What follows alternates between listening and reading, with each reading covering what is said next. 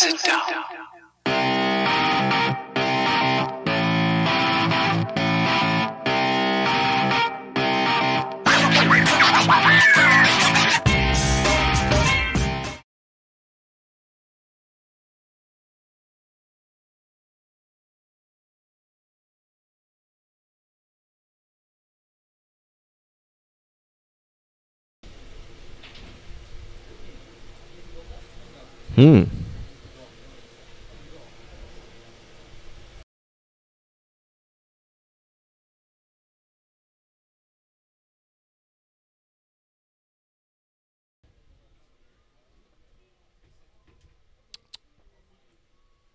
Yeah, that works.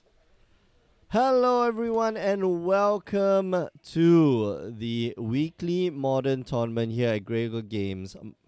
It's more than modern. My name is Mick. I'm one of your hosts, alongside the suit, Mr. James Church Morley. He's just put the air conditioning on in the room. Yes, yes, James, you are a savior. You are a savior to us. It's just gone straight on. Yeah. You know, we were worried, Yeah. but we're safe now. Full blast, yeah. We're watching a match here between Kelvin Chen and Edward Leong. As you all know, this is part of our Great Ogre Games Invitationals for 2018. And if you want to find out more, just head on down to our website, greatogregames.com. Kelvin here, playing what looks to be red-black. It's been Marty Pyromancer, right? No, but is that Pyromancer? I don't know. Lingering Souls, maybe. Well, Blood he Moons. he did go, yeah. Yeah, maybe it's Pyromancer. Maybe. It's probably Pyromancer. We see double lightning bolt in hand from the Inquisition. But I thought it was Burning Inquiry. Okay. Yeah, so this might be hollow. This is probably hollow one. Inquisition. So Inquisition, you back. Whoa, Let's see. Edward Leong's playing something spicy. Wow. Yeah, it's mono black. Whoa. Whoa. Whoa. Wow. Liliana, Death's Majesty. It looks like mono black devotion. Mono black things. Yeah. Mono black good stuff. There was a mono black reanimator deck that was posted up online, and I think it's very similar with the Hero's Downfall and the Lilianas, and we're just looking for the Goryo's Vengeance to come out and the Gristle Brands. But I think Kelvin can ensure that Edward here tries to keep off. Yeah, that and mana. using a Hero's Downfall on half or quarter of a Lingering Soul. Yeah, that feels bad. That feels super bad. Super bad. I almost would have been tempted to just take let them attack, right? Yeah. Because if your game plan's put something in, like Grizzlebrand into play, it doesn't matter, right? Yeah, exactly. It was like, I just gonna do so. That's not great. Yeah. So Kelvin here gonna go for Flashback Faces yeah. looting. So he does draw. He's got a Bedlam Reveler in hand. So I think, gonna get rid of one lightning bolt and a land. I think because he has another one. I think Calvin correctly assessing that lightning bolts perhaps aren't going to be great in this matchup. Well, it'll be great against the Liliana because right now there's no way for Kelvin to deal with the Liliana properly. Yeah, but it's gonna go up to 6, and then put top 2 cards of the graveyard into the library, make a 2/2 zombie token. Yeah, so Liliana Death's Majesty. Yeah. Liliana D. Yeah, Liliana, not Death Wielder, Liliana Death's Majesty. Yeah, Death Majesty. Seen some fringe play in Standard. Yeah, especially in the GPG decks as well as the just Grixis good stuff deck. Liliana's Death's Majesty it's got a lot of legs. I mean, you look at it and she protects herself. And gets back your best creature that just disappeared from the graveyard and has a very high, loyalty count. So I think what you get is she gets her ultimate very quickly. Yeah, also that's going to be, and the ultimate, it's a well-designed Planeswalker in the fact that the ultimate works with the first 2 abilities. Yeah. Right? So you make a zombie, you get a creature back, it's a zombie. Then you blow up all non-zombie stuff. So it doesn't make you feel bad for playing magic cards. So many combos in the Marty Pyromancer deck. Scarred Lingering Souls to Collective Brutality. This is such a weird brew from Kelvin. I'm expecting to see a Nixos Shrine to Nyx On Edward's side? and a Grey Merchant at Asphodel. Yeah, Almost that's what I was almost thinking. like Yeah. like Grey Merchant at Asphodel. And then I'm wondering, what do you do with that though? What do you do with all that mana? Because you're making everything swamp with Urborg. So what are you getting though with all of that black mana? Torment of Hailfire, is that too slow? No, that's too slow. I would imagine. Nah, that's too slow. It probably goes into like the Death Shade. Because you can put all that black mana into, pumping it up. Maybe a Phyrexian Obliterator. Okay. Well, we're talking like specifically just black mana. Yeah, but like heavy. What did he just cast? Is this some sort of Plague Wind? Is this some sort of Plague Wind effect? Looks like yeah. Okay. Half the land's gone.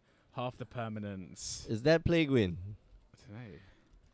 I am unfamiliar with the art. 2 words. Maybe. No, not Plague Wind. No. No, but That's destroy no, creatures. that's So it was like a sacrifice effect. It's like a mega pox effect. Yeah. But I don't know what it was. Anybody in the chat can educate us what might be the But I mean, Edwin, like, look what he's done now. Is an older card, right? So it doesn't affect planeswalkers. Oh no, that's your opponent like sacrifices X creatures, sacrifices X lands, and this thing is like triple black or something like that. And Edward's just getting zombie tokens now. Mm-hmm. And Calvin's stuck with 1 land. Oh, Gifted Aetherborn. Pretty good card. Yeah, Calvin here just forced not to play Magic. Yeah. Ouch. Such a reversal. For 6. Down to 2. And Edwards here is just going to tick up. I mean, like, there's no reason why he shouldn't be ticking up. Just get, Well, double Pyromancer and Calvin's seen enough. Wow. Yeah. Well, that's cool. Man. Death Cloud. There we go. Let's bring up Death Cloud. Shoot That's the AJ one. in the Yeah. chat. Not Plague Wind. Yeah, Death Cloud. Oh, look at Death Cloud. Here we go. Each player There we are. loses X life, discards X card, sacrifices X creatures, and sacrifices X lands. Yeah. And he casts that for 3. Pretty good. That's a card. Yep. That's a card. Seems like it's a bit slow for modern. Obviously not, but normally. Well, I mean, like normally it slow. would be pretty slow. I think without we see this a lot in EDH. We see this a lot in like fast mana decks where you have Nykthos, you have what other cards? You have Cabal Coffers, Maggots of the people playing Maggots of Cabal Coffers. Stronghold as well. The new one from Dominaria, the three tap. Is that not good enough? Is that good if you have Urborg? Yeah, that's very good if you have Urborg, but I'm not sure if Edward's gonna be playing it. I think not. Yeah, it's too slow. I mean, like 3 mana. You only get value out of it past the first 4 lands, which is a bit too slow. I mean, Cabal Coffers used to be you get value out of it after the 3rd land, especially if you got Urborg. There they are, the Grey Merchants. There they Oh are. yeah, That's they're what the coming people in. want to see. They're definitely coming in. So I think they were main board. This is main deck. He's taking it out. No, he's taking out Gifted Aetherborns, I think. Which is right. They're not great. 2/2 lifelink, Death Touch. They're not great, but I mean, like, it keeps you alive, right? But I guess he's thinking that Calvin's just going to be attacking by flying 1/1 spirit tokens. Calvin's like looking at those blood moons, going, "Yeah, we will definitely be taking those out of the deck." This looks like Edward's deck looks like a Mutavault deck, right? I would say. I would think so. Because after you cast that Death Cloud, like, you want to leave behind like those 2 lands, or like you basically leave behind 3 lands, which is what Death Cloud is, right? Yeah. And then And then the other thing is like Urborg as well. Sort of is it takes away the downside of Mutavault, which is only tapping for colorless mana to make it a swamp. Because these decks, like the cards, tend to be quite mana hungry. So like the black they want hungry. black symbols, right? They want heroes down for 1 black. Yeah, Death Shade is like triple black, and you have to like pay black to pump it up. And if there's a Phyrexian Obliterator, that's a quad quad black. Yeah. Good luck playing that in limited. No, unless you're playing like What was it in? unless you're playing like mono black. Was it in? Iconic Masters 25. It was in one of I them. think it was in Masters 25. You're like, I'll yeah. play this on turn 10. Yeah. Yeah, just like I'm playing. No, I'm like, playing mono black. like, yeah, I you're like, picked you're it. going all in. You're like, Yeah. I take every black card. I'm like, yeah, you give me, Raiders. yeah, I'm you playing give all me, the Erg Raiders. you give me all the shit black cards. I'm just gonna eat them all and up. then I'm gonna play Fraction Obliterator on turn 4, and you're gonna have a bad time. Yeah, and then you're gonna have a Path to Exile and Yeah, that's true. Swords to Plowshares. Yeah. That's what Splash as it was, yeah. Or you just bounce it. It's like bounce it indefinitely with your Mana Wars. Mm. Yeah. That's real magic right That's there. yeah, that is magic. If you just joined us, you're watching a match here between Calvin Chen and Edward Leong at our weekly Modern tournament. If you want to find out more information about it, just go down to greogregames.com. This Sunday, we'll be having the PPTQ, which will be Modern. So if you are interested in Modern, like you are right now, you can tune in to twitch.tv/GreoGames, watch some more Modern on Sunday, 12 p.m. Singapore Unless time. you want to play. Yeah, unless you want to play, then Which just come case down. You need to strongly consider pre-registering. Yeah. I think it's gonna. Because Modern, people love Modern. And modern PPTQs are like crazy, right? They're just Yeah. It's just like a meat market. Yep. It's in the You get nicest it. possible way. In the nicest possible way. But stores are always like, right, find another 14 seats. Mm-hmm. How much of the outside area can we occupy? Yeah. Yeah, no, Since this is a weekend. I think I saw like the schedule, right? Someone put the like Singapore schedule for modern PPTQs. Like there's one or two every weekend. Yeah. I mean, like Yeah. PPTQ, like there's every weekend, but like Modern one gets snapped up really, really quickly. Yeah, people go to Malaysia as well, don't they? Just Yeah. to play the Malaysian. The Malaysian PPTQs. Wow, yes! Look at that Scarb Clan Berserker from Calvin Chen Goodness, renowned, like with a pyrostatic pillar effect on yeah. it. That's niche. That's niche. I like that a lot. That's though. like Vintage play. That's what I'm Goodness. talking about. We'll yeah. Let's we'll bring it yeah. out. Scab Clan Berserker. Yeah, one red for a 2/2 with renowned. Oh and gosh. Yeah. There are other Case. Scab Clans cards. Yeah, there I are. did not realize. So it's 3 mana for 2/2 haste. So fair. Oh. So and Edward's like, oh, what does this do? Oh, okay, no. we're gonna have a bad time. Yeah, this is a bad idea. Although Liliana's not gonna be great here. there's a trade I'll make. Gifted Aetherborn for. Oh, for sure. I mean, there's a lightning bolt that's definitely eating a lightning bolt. Well, Campbell. Oh wow, that's a lot of hate. Trade, immediate Yeah. trade. Calvin's really leaning into the anti-spells Yep. cards. But I say, yeah, Scab Clan Berserker never saw any play in standard out of Magic Origins. Completely like dud. It should have been the great card. Like it should have been the fantastic card. It was supposed to be like replace what's the name? The Eidolon the Great Rebel. Eidolon the Great Rebel, yeah. It came out at that time to try to replace it, but never. But vintage, turn 1 Black Lotus. Oh, Scab Clan yeah. Berserker. Have fun. And then yeah, Oh, you want to yeah, play you those can. You want to play those Moxies, do you? I don't think so. And Calvin's brought in an ensnaring bridge from the board. Yeah, I How do you feel about don't- that? I don't know if I love that. I have no clue Unless- why it's being. Unless he thinks Why is he's it? gonna end up dying to like a 5/5 or like a 7/7 Gristlebrand or something like that. Which I don't think he is at this point. Well, he saw Edward's board, right? They're like two power, 3 power guys to Yeah. start off with. They can be pumped. All the zombies that Edward can create, that can be very problematic. So, Kelvin, I think just being cautious keeps the the ensnaring bridge, so that his flyers can get in. He draws a card, I swing in my flyers, and then I discard my card. That's it. So it isn't. That's the point as well, right? It's interesting that. Wow, Yeah, he's Calvin- taking down a Kamba. I would have expected him to like take down the spirits. Calvin obviously, wants to keep the hand fairly full Mm-hmm. with a combination of like Faithless Looting, Bedlam Revelers, Oh wow, he's gonna take So away the Lingering Souls, Lingering right? Souls, Has yeah. to. So you see a Bedlam Reveler. Oh, he's taking Oh. Colligan's command. Okay, that's interesting.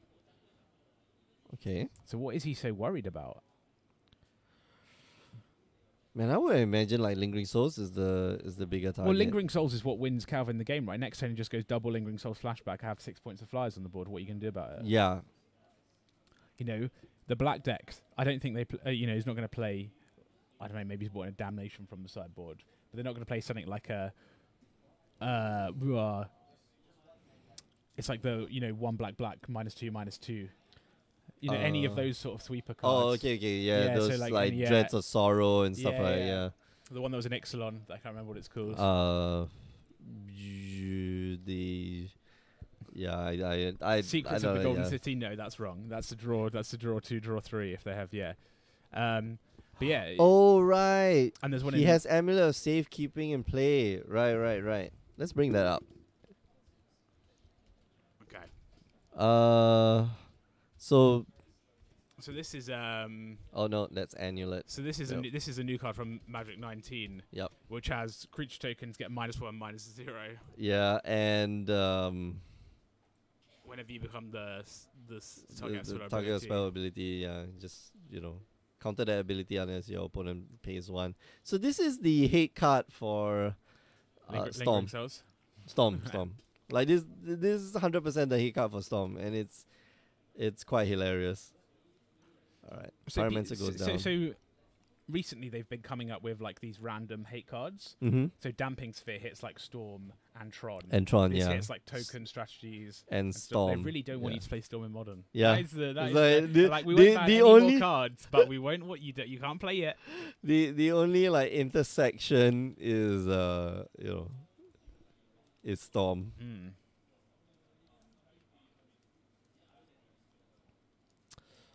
Yeah, this is gonna be a bit tough for Kelvin to break through. Yeah, he needs to cast a Bedlam Reveler, I think.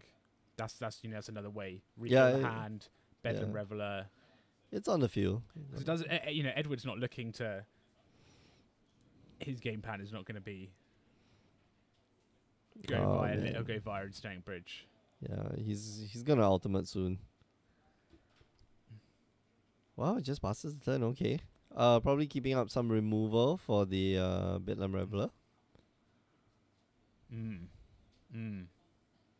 Yeah, I'm gonna swing first. I'm surprised that he didn't, try to. Well, he can lightning bolt the Liliana in response. Wait, before damage, lightning bolt your Liliana, bring we it down go. to 4. Bring it down to 4. Bring up the Reveler to 4. Liliana goes away. And yeah, wow, Edward was so close to ultimating the Liliana. That would have been really bad. Yeah, it would have been bad. Yeah, every turn you get like lots of creatures. All the zombies. All We're going to see an Inquisition. Oh, there it is. Grey Merchant. Was that Liliana Vess? Yeah, Wow, that's it's Liliana Liliana Vess. Vess. He's just waiting. Liliana Like, Tribal. Liliana Tribal. Yeah. Kelvin here is like, I just need, Edward's like, I just need 1 mana. So he takes one of the Inquisitions. Yeah. Come on, Edward. Non-matching Inquisitions, but I have a playset of non-matching Inquisitions from like every Non-matching different set. swamps. Non-matching swamps. too, yeah. Deliberate. That- You know, yeah. I can understand, right, not having matching Inquisition or Kozilek's. Well, I can find 20 swamps in the basic land bin that are the same. Come on. No, but can Have you some- find 20 Swarms that are all different Probably not. from different sets? Hang on a second. There's what is there? 4 basic lands in each set in Modern Magic. Yeah. So you need 5 sets of No, basic but lands. how about Five- take like 1 set from each year, Oh. including like Alpha Beta? Okay, maybe exclude Alpha Beta, right? You start with unlimited lands. Awful idea. That's hard to do. That's like devotion. It's like I got Vision Swamp. Yeah. Got the Lorwyn Swamp that's like secretly very expensive because it's got like an art on it. Yeah. You've seen like It's Lorwyn like, Swamp's super expensive. Some of them. And drawn by Lorwyn Chris Island. Rush or Probably, something like that. yeah. Yeah. Oh yeah, Shake highlighted there. The K command tried to, he wants the K command just to get rid of the Amulet of Safekeeping. But I mean, you just gotta, forget. Calvin's gotta press while the pressing's good, right? Because he knows Edward has multiple 5 mana plays, but he's Mhm. just stuck on on 5 Just mana. say, yeah. Dreadbore. He just needs one. Oh, that's not a great grip that he drew. I think it chose 2 lands and a.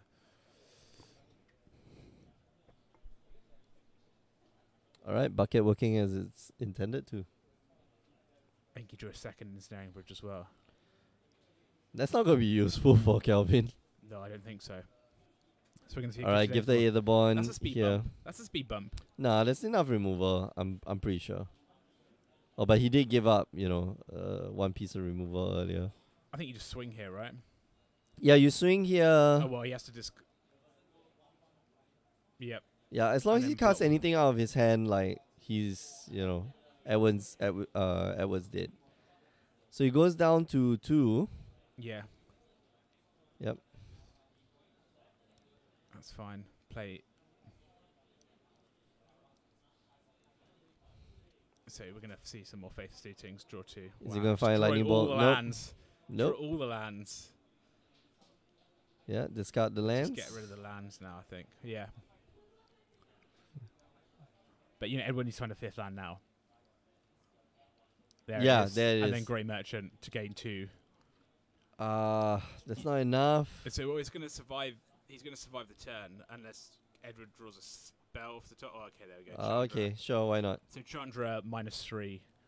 Kill your Grey Merchant. And swing in. Prowess, yeah. Yeah.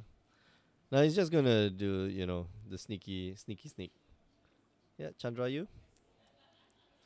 Yeah, so Kelvin evens out the game.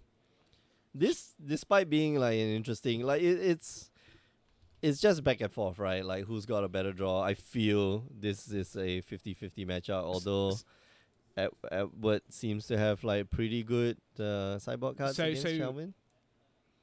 I'm surprised there's no Leyline in the Voids. Maybe there are. Maybe we didn't see one. Calvin has ways. So the black decks trade 1 for 1. Yeah.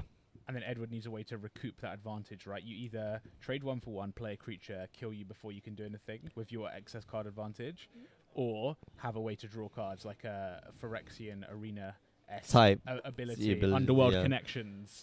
Being how about Dark Confidant? Bob Maha himself. Actually, right? no, We haven't seen those in games 1 and 2. No. So he's got half of the equation, but not the other half. Whereas Calvin, what Calvin can do, he's just like every time, I'm Faithless Looting. I'm going through my deck a little bit faster than you are. I'm gonna Lingering Souls. I'm gonna discard Lingering Souls to Collective Brutality and then flash it back. Bedlam Reveler. I'm gonna discard 2 lands and draw 3 more cards. Right. So Calvin's got ways to just gain card advantage that I don't think Edward can keep up with. Well, yeah, I tend to agree. I think even with Edward, sticking his sideboard cards, his hate cards against Kelvin's deck, like it wasn't spectacular. It did slow Kelvin down a little bit, but not by much. And yeah, that choice to go after the Kolaghan's command, it makes you have to use up your resources for I guess something else. Yeah. When it could be, used for Amulet of something else. Safekeeping is very niche. It's very niche, but it's very Super good against. niche. But it's good against Kelvin's deck. I mean, It like, is. Well, no. Had he not have the amulet of the amulet of safekeeping like He would that? have lost quicker, right? But Yeah, he lost well, anyway to Bedlam Revelers because it only answers the Lingering Souls tokens, right? But if Calvin attacks on the axis, I'm just going to Bedlam Revel you. It doesn't matter. True. That's why Leyline of the Void, like So much better, character, yeah. Which actually makes me think he perhaps doesn't have ley lines because Right now the they're first like four, there's like 4 right straight in the main board, right? Let's just get the crap out, get the ley lines in. yeah, exactly, because like turn 3, if you got like ley lines on the void main board, Edward won't have any problems, right? Wow. Like you want to slam as much black mana symbols on your permanents as possible. The problem is I think right now Leyline of the Void a little bit harder to get. Like I think I've Card availability. Yeah, card availability. No, hang on a second. Don't have to dance around it here. Cost loads of money. There you go. No, but it's because the scarcity, right? I think I used to have like a playset of Leyline of the Void. I have no idea where they are right now. So it's come back into vogue, and I think we after this match we'll segue into perhaps the Pro Tour and the new hotness. Man, yeah. Red Black Vengevine. And you see- Nexus. And you see people Turbo like playing Leyline of the Voids in the main board potentially because Yeah. you know it means that your graveyard's fine, but theirs is not. Yeah, but that's the thing. Like Edward's deck is meant to play something like that, right? Because he wants permanence fast with black mana symbols. So there you go with like Nykthos and stuff like that. Yeah, So and I think the upside of having one against these decks is so much higher than the downside of drawing like number 2 like later in the game. Like sometimes you're gonna get hammed with 3 and you're like, oh, I hate my life so much. But sometimes you don't. Sometimes you just go, yeah. You do good. So yes, it's yeah, but I think Edward. I think this is the problem with this deck, right? It's just outclassed on card advantage. You need to be doing something. And while Death Cloud was cute, it was cute, right? It was he Death Clouded me. It needs mana. I mean, yeah, like, it's also something funny in the stream. He needs to hit all of his land drops in the first 7 turns. Yeah. And then have planeswalkers, like that's quite a serious commitment to the Death Cloud, which I think he's got in hand. Oh wow. Okay, so Amulet of Safekeeping here. Wow. Also going to shut down young Pyromancer tokens. Yep. Which So is alright. that's so bad. It's alright, yeah. Bad, yeah. Is that a Bajuka Bong? It is. No. No. I have no clue what card that is. Someone reading Amulet of Safekeeping. It's like, going, are you serious? You are playing this? And that's our side feature match. Oh yeah. Brian Lim versus Philippe de la Caillerie. Philippe, yeah. I think they finished in 7 minutes, because Brian's playing Burn. Of course. He's playing Mardu. He's playing Mardu Pyromancer as well. Typical. You I would run out the next Pyromancer, maybe. like that? But I mean, what are you doing with that though? You're making tokens that you're not doing anything with. True, but eventually I'm going to get my Kolaghan's Command. Okay. I'm going to get rid of the Amulet of Safekeeping. That's number one priority. And I've 3DAS in the chat asking, does he play 2 Campbell side?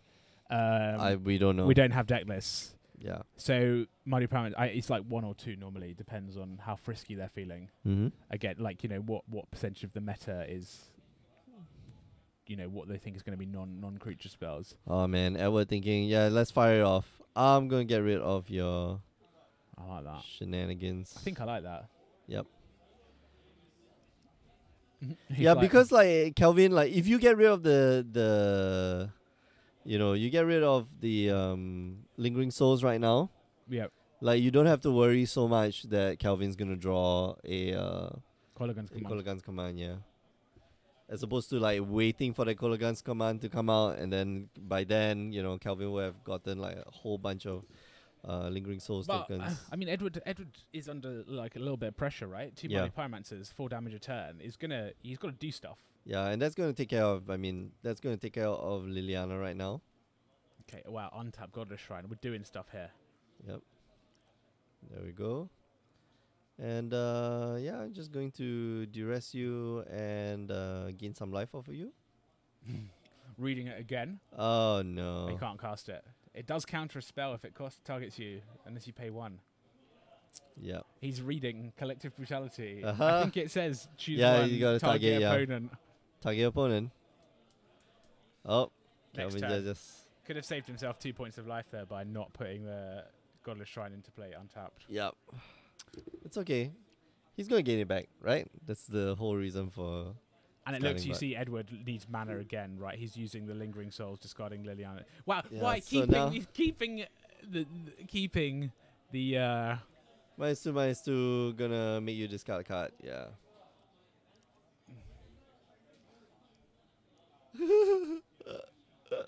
I would not have discarded the Liliana there, but maybe I'm wrong. Yeah, just tap for 4. And this is the problem, right? How's he catching up now?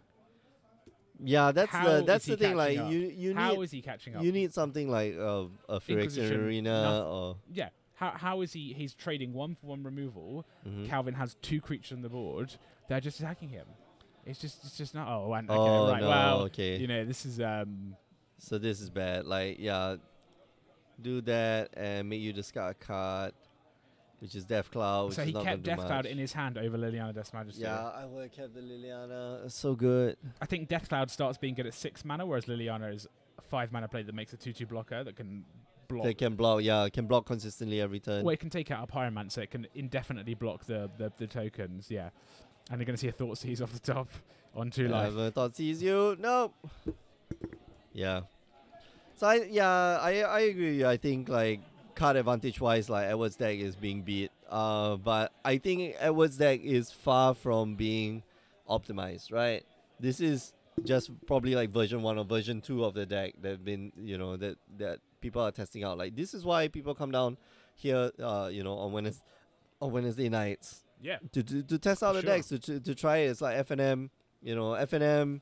Maybe you're not free on Friday nights. Wednesday nights is a fantastic time to just test out your deck. Yeah, tier 1 deck.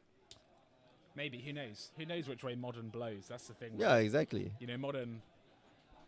Nice segue into where Modern is at the moment. But Modern is Modern's a weird place. Modern is all over the shop at the moment. Yeah. It's interesting. Oh, but Standard isn't. Well, I Standard's don't in one care to shop. talk about. Standard's in one shop. Yeah. I don't. Yeah. I mean, I think briefly. Cards, It's cards, now man, as cards. good as times any, right? If you put on a replay and we can Oh yeah. briefly talk about the Pro Tour. So we saw the I'm Pro Tour. I'm gonna do the outro. I'll do the outro. Yeah. Okay, so remember you can catch us every week, Wednesday, 8 p.m. Singapore time. Twitch.tv/GreatOgreGames. You wanna catch the replays of all our recordings, youtube.com/GreatOgreGames, and find out more about the invitationals, GreatOgreGames.com. Check us out on all our social media feeds, Facebook, Twitch, Twitter, Instagram, YouTube, Roku, stuff like that. And we'll see you guys in a bit.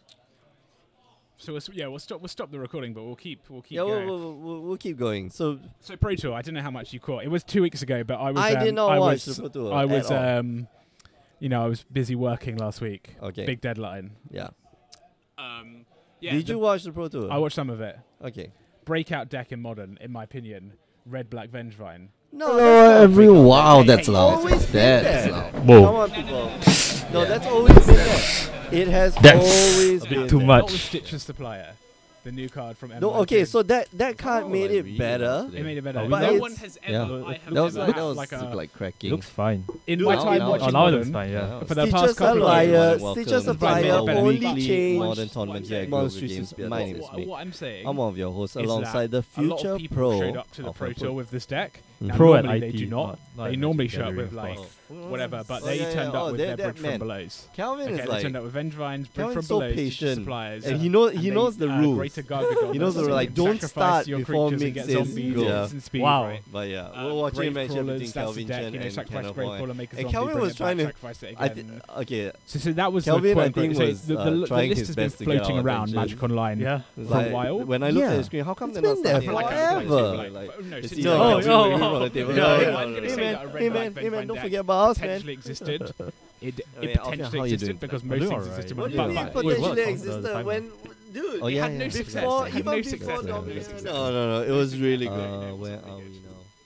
That's not true. It was a tier 1.5 deck. It was missing. Alright, So that's okay, fine. I will Missing concede. Stitcher It was Supplier. missing. It was Oh, missing man, this looks Stitcher like Supply, and that's it. But like people Laundry, substitute Stitcher business Supplier looking, with burnt. Monsters with No, to make this it is like more aggressive. But That's people it. people turned up Wow. to the Modern Pro Tour This- Whoa. With that deck, with this yeah. deck a I mean, lot, like, and it was on Pyromancer? camera, Gushol and Brand? it was a doing lot, yeah. crazy things. Maybe. A lot. Yeah, of of it. course. Like- Gushol Brand. No, That's it- what it- Modern it's is supposed to be it's doing. Madu, Yeah, right? yeah, That's but it. like you Oh, see yeah, stuff yeah, like yeah, that. yeah, Red okay. Rebler, yeah, I see. Okay. Oh yeah, Yeah, yeah, yeah, yeah. yeah, That's yeah. the Rebler So you like in, give everything Calvin haste Chen's and plus hand. you're like, yeah, do some So he's attacking playing now. a blue, Like I said, white, Greater but question Gargadon, mark? just like to Me- chain Whoa. with Jet. Yeah. to chain with Bridge from Below.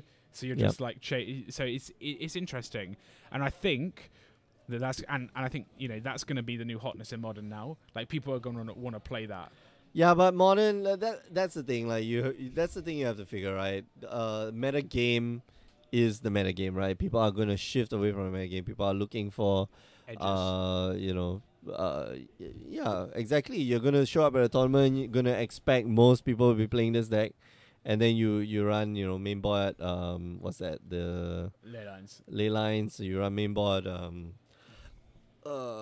Rest in peace. Rest in peace is too slow though. But yeah. You do stuff like that. And I think the modern metagame is like sort of settling. So we say it's all over the place, but there has been a distillation of like decks to the top. Like right? what's the best? Humans. Yeah. This deck is at the top. Blue-white control seems to be where a lot of people are going now if they want to play control Mhm. rather than Jeskai. Just because there's, better mana base, Field of Ruins, like everywhere in Modern. Yep. Like people are playing Field of Ruin. Who cares about Ghost? What was Ghost Quarter? Sorry, so like Yeah. Tectonic Edge, is that? Tectonic is that Edge? you? What? Is that you? Yeah, like there's been a solidification, right? And I think that those decks, something like Hollow One, Multi-Pyramids are definitely at the top of the heap. Like Yep. Greentron. And then you have the other decks that can win as well, right? So stuff like Burn, Storm, like if you're competent, if you get the right matchups, they're very linear eternal, decks. yeah. They're very like linear decks, Mhm. and they can win like very quickly in their own way, and they Mhm. have a lot of redundancy. Yep. So you can still win, but Modern's an interesting place. Yeah, that's why that's why we're here every week, right? That's why we're watching. Yeah, we're watching like crazy people. I couldn't- Like right now, we're watching like Kelvin Chen, who was playing.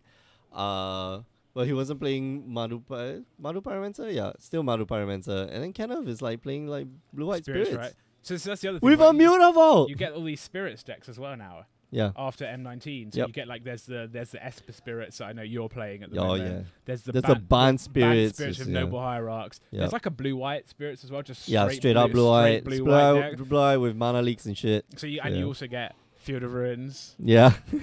Like it's so yeah. So there's stuff going on. It's very It's cool. Yeah. It's actually cool to it's cool to see because like for the last few set releases, especially like Ixalan and stuff like that, like we didn't see any change to the modern format.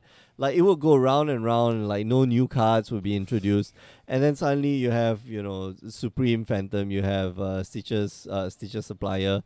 Sure, let's make it like 1 mana, discard 3 cards off the top of your library, and have a body on top of that. Like, yeah, that's gonna. they're quite like if you look at such a supply, you're not like, oh, this is a modern card. You're like, oh, this is just a thing. No. I look at it and it's like, yeah, this is Commander. No, this is not Commander. This is a modern card. Like this is what you call it. Taking the blue away from Thought Scour. Okay. Yeah, Yeah, it's yeah. like you look at it like I look at it personally. I look at it as like, yeah, that's a pretty good Thought Scour because you're putting 3 cards. You're definitely putting 3 cards into the graveyard, and now you're getting a creature. So like it's a creature based, delve deck. Yeah. I don't think I could. If we did standard every week, I think I'd be pretty. Some pretty lean times there. Nexus of Fate. I don't Yeah. want to say whether printing Nexus of Fate was the right thing or the wrong No, thing. I just it's know the that wrong it thing. It's was a obviously thing. the wrong thing. It's so the wrong thing. I don't know. I was thinking, so like the GP, so at the Pro Tour they had proxy Nexus of Fate because it's only foil. So if it's like warped, then you can cut your deck to it. Oh, so, like, that's so dumb. So they allowed you to like proxy cards. Yeah. So Yeah, you yeah, see I these saw that, people I in saw that. Mountains as like Nexus of Fate. But at GP Orlando, the judges were saying like, oh, if you want a proxy, show us you have a playset, and then we'll give you Mountains. Right, but like 20 people can just use one playset. It's like, oh, judge, here's my Nexus of Fate. And then I was there's like, my yeah, Mountain. the next And someone guy else is comes like, in oh, like, so oh, like this is 20 my people, Nexus of 4 Fate. next to between them. They're like, we're all gonna proxy. No, you have to. They're like. you have to keep them on you registered. all times. Is that what it is? Yeah, you have to keep it on all times. Maybe. It's so bad. Like the implementation of like how it came about. Like Nexus of Fate is the scarcity now is gonna be really bad. But don't buy your Nexus of Fate. Like my advice, my personal advice, don't buy your Nexus of Fate because like the way I see is that the meta game has to change. Like to deal with it. Like if you want to be able to beat these Nexus of Fate decks, then you gotta play stuff like Syncopate. You gotta play things that exile Insult stuff. to injury. Insult to injury, Whoa. yeah, exactly. Stuff like this. I don't think I've ever seen a Nexus of Fate in real life. And I assume they exist in Singapore. I've just never Yeah, seen one. They do. I assume someone came in and bought 60 boxes on the first day and was like, I'll have all of those, please. They're all being played on like No, and then they Saturday sell afternoon it. Commander. That's the problem. Like then they sell it back. They sell it back to the shop, and after that, the shop's like really happy. Good in Commander, right? I don't know. Yes. Oh man, it's All Star Commander All Star. Is it? Come on, man. The card keeps going back into your library. If you have a way to like consistently search up for the Seems card, like a design flaw, right? oh, you think like a so? design flaw. You Seems like a think design flaw. so? Like the minute it leaves your hand, why don't they just put like the minute it leaves your hand, put it back in your library? They didn't even have to like, Yeah, I don't know. We'll see. Bad card. We'll see where Modern goes. I think, and the thing is, Modern's got a lot, turning back to Modern, a lot more focus on it at the moment because it's PPTQ season, so everyone wants to play Modern. And that'll subside when we get to Guilds of Ravnica and it's like sealed for the PPTQ format. Is it sealed? Well, it's gonna be sealed and standard, right? Okay, yeah, sealed and standard. But at the moment, everyone's on the Modern. Like the shops, a lot of people play Modern tonight. Like 30 or so people play Modern. Yep. Um, It's always like this, but now with a bit more intensity. I mean, like everywhere where it's convenient, like people are trying to practice their Modern because, like, they want to get in, and no fault to them. You have to practice. You want to be good at the game. You got to practice, and shops give you the outlet, and people just want to practice. So yeah. All right, well, we'll come back in about 10 minutes time when it's round 2, so don't go away. See you guys. If I Oh, it does. remember. Okay. I think so. You think? Actually, the Sarkhan Fireblood says the second effect says can only use the mana to play dragon. Dragons, creatures, yeah, that's why. So you think it's just gonna use it as a looting? Yeah, well, it's a rummage. It's a rummage effect, right? You discard a card and Is there draw no a card. better card for this effect? Yeah. Like, it doesn't feel very good. Just you play 3 to loot every turn. Mm-hmm. Which is why I was like, at last turn, I was expecting Kenneth to develop the board a little bit, so that he's got like more flyers. And he's got, hefty beating flyers, as opposed to what he has right now. Okay, so he discards the what do you call it? Thoughtseize to draw into. Okay. All right, faithless Looting. looting. Loot. Let's conflagrate. Wow. Is that conflagrate? Yeah. I saw conflagrate. Holy smokes! This guy's a madman. This guy's an He could have- This guy's an absolute madman. Yeah. Fan. Well, Calvin is. I mean, like, Calvin's one of my favorite deck builders. By the way, like, he's just he's crazy. He plays Blood Moon main board, of course he does. Yeah, I mean, like, who doesn't, right? That's Yeah. true. Exactly. That's the That's the sign of a true. Yeah. But it's not conflagrate. It's just a young pyromancer. Ah, damn. That would be cool though. Yeah. Conflagrate in this deck. Like, you discard your entire hand and then, like, conflagrate and just. Yeah. He has. All right, has so we're gonna Dreadball. There we go. Dreadball away the draw score captain. You see, Oh, this no, is what I was relatives. expecting. This was what I was expecting last turn, right? Yeah. Where you save the Mutavault. It's okay. You don't have to attack in. Yeah. Well, maybe you're Kenneth and you like read like Kelvin's sign of weakness and he doesn't have anything, so you just like go for it. Nah, you can't. I mean, like, you know the type of deck that Calvin is playing, right? It's going to play spells, and it's played a lot of spells, and especially since he has the Young Pyromancer on the battlefield, like, you kind of expect that Calvin here is going to be playing lots and lots of instants and or sorceries. Yeah, you can kind of blow him out very easily with the rattle chains. Yeah, and and not keeping up rattle chains that turn, that was really, really dangerous. I mean, what Calvin could have done was, I think Calvin played that turn wrongly. I think he should have played the Sarkhan first, discard a card, then draw a card. Or then try and bolt. And then something, then get rid of the either the Selfless Spirit or the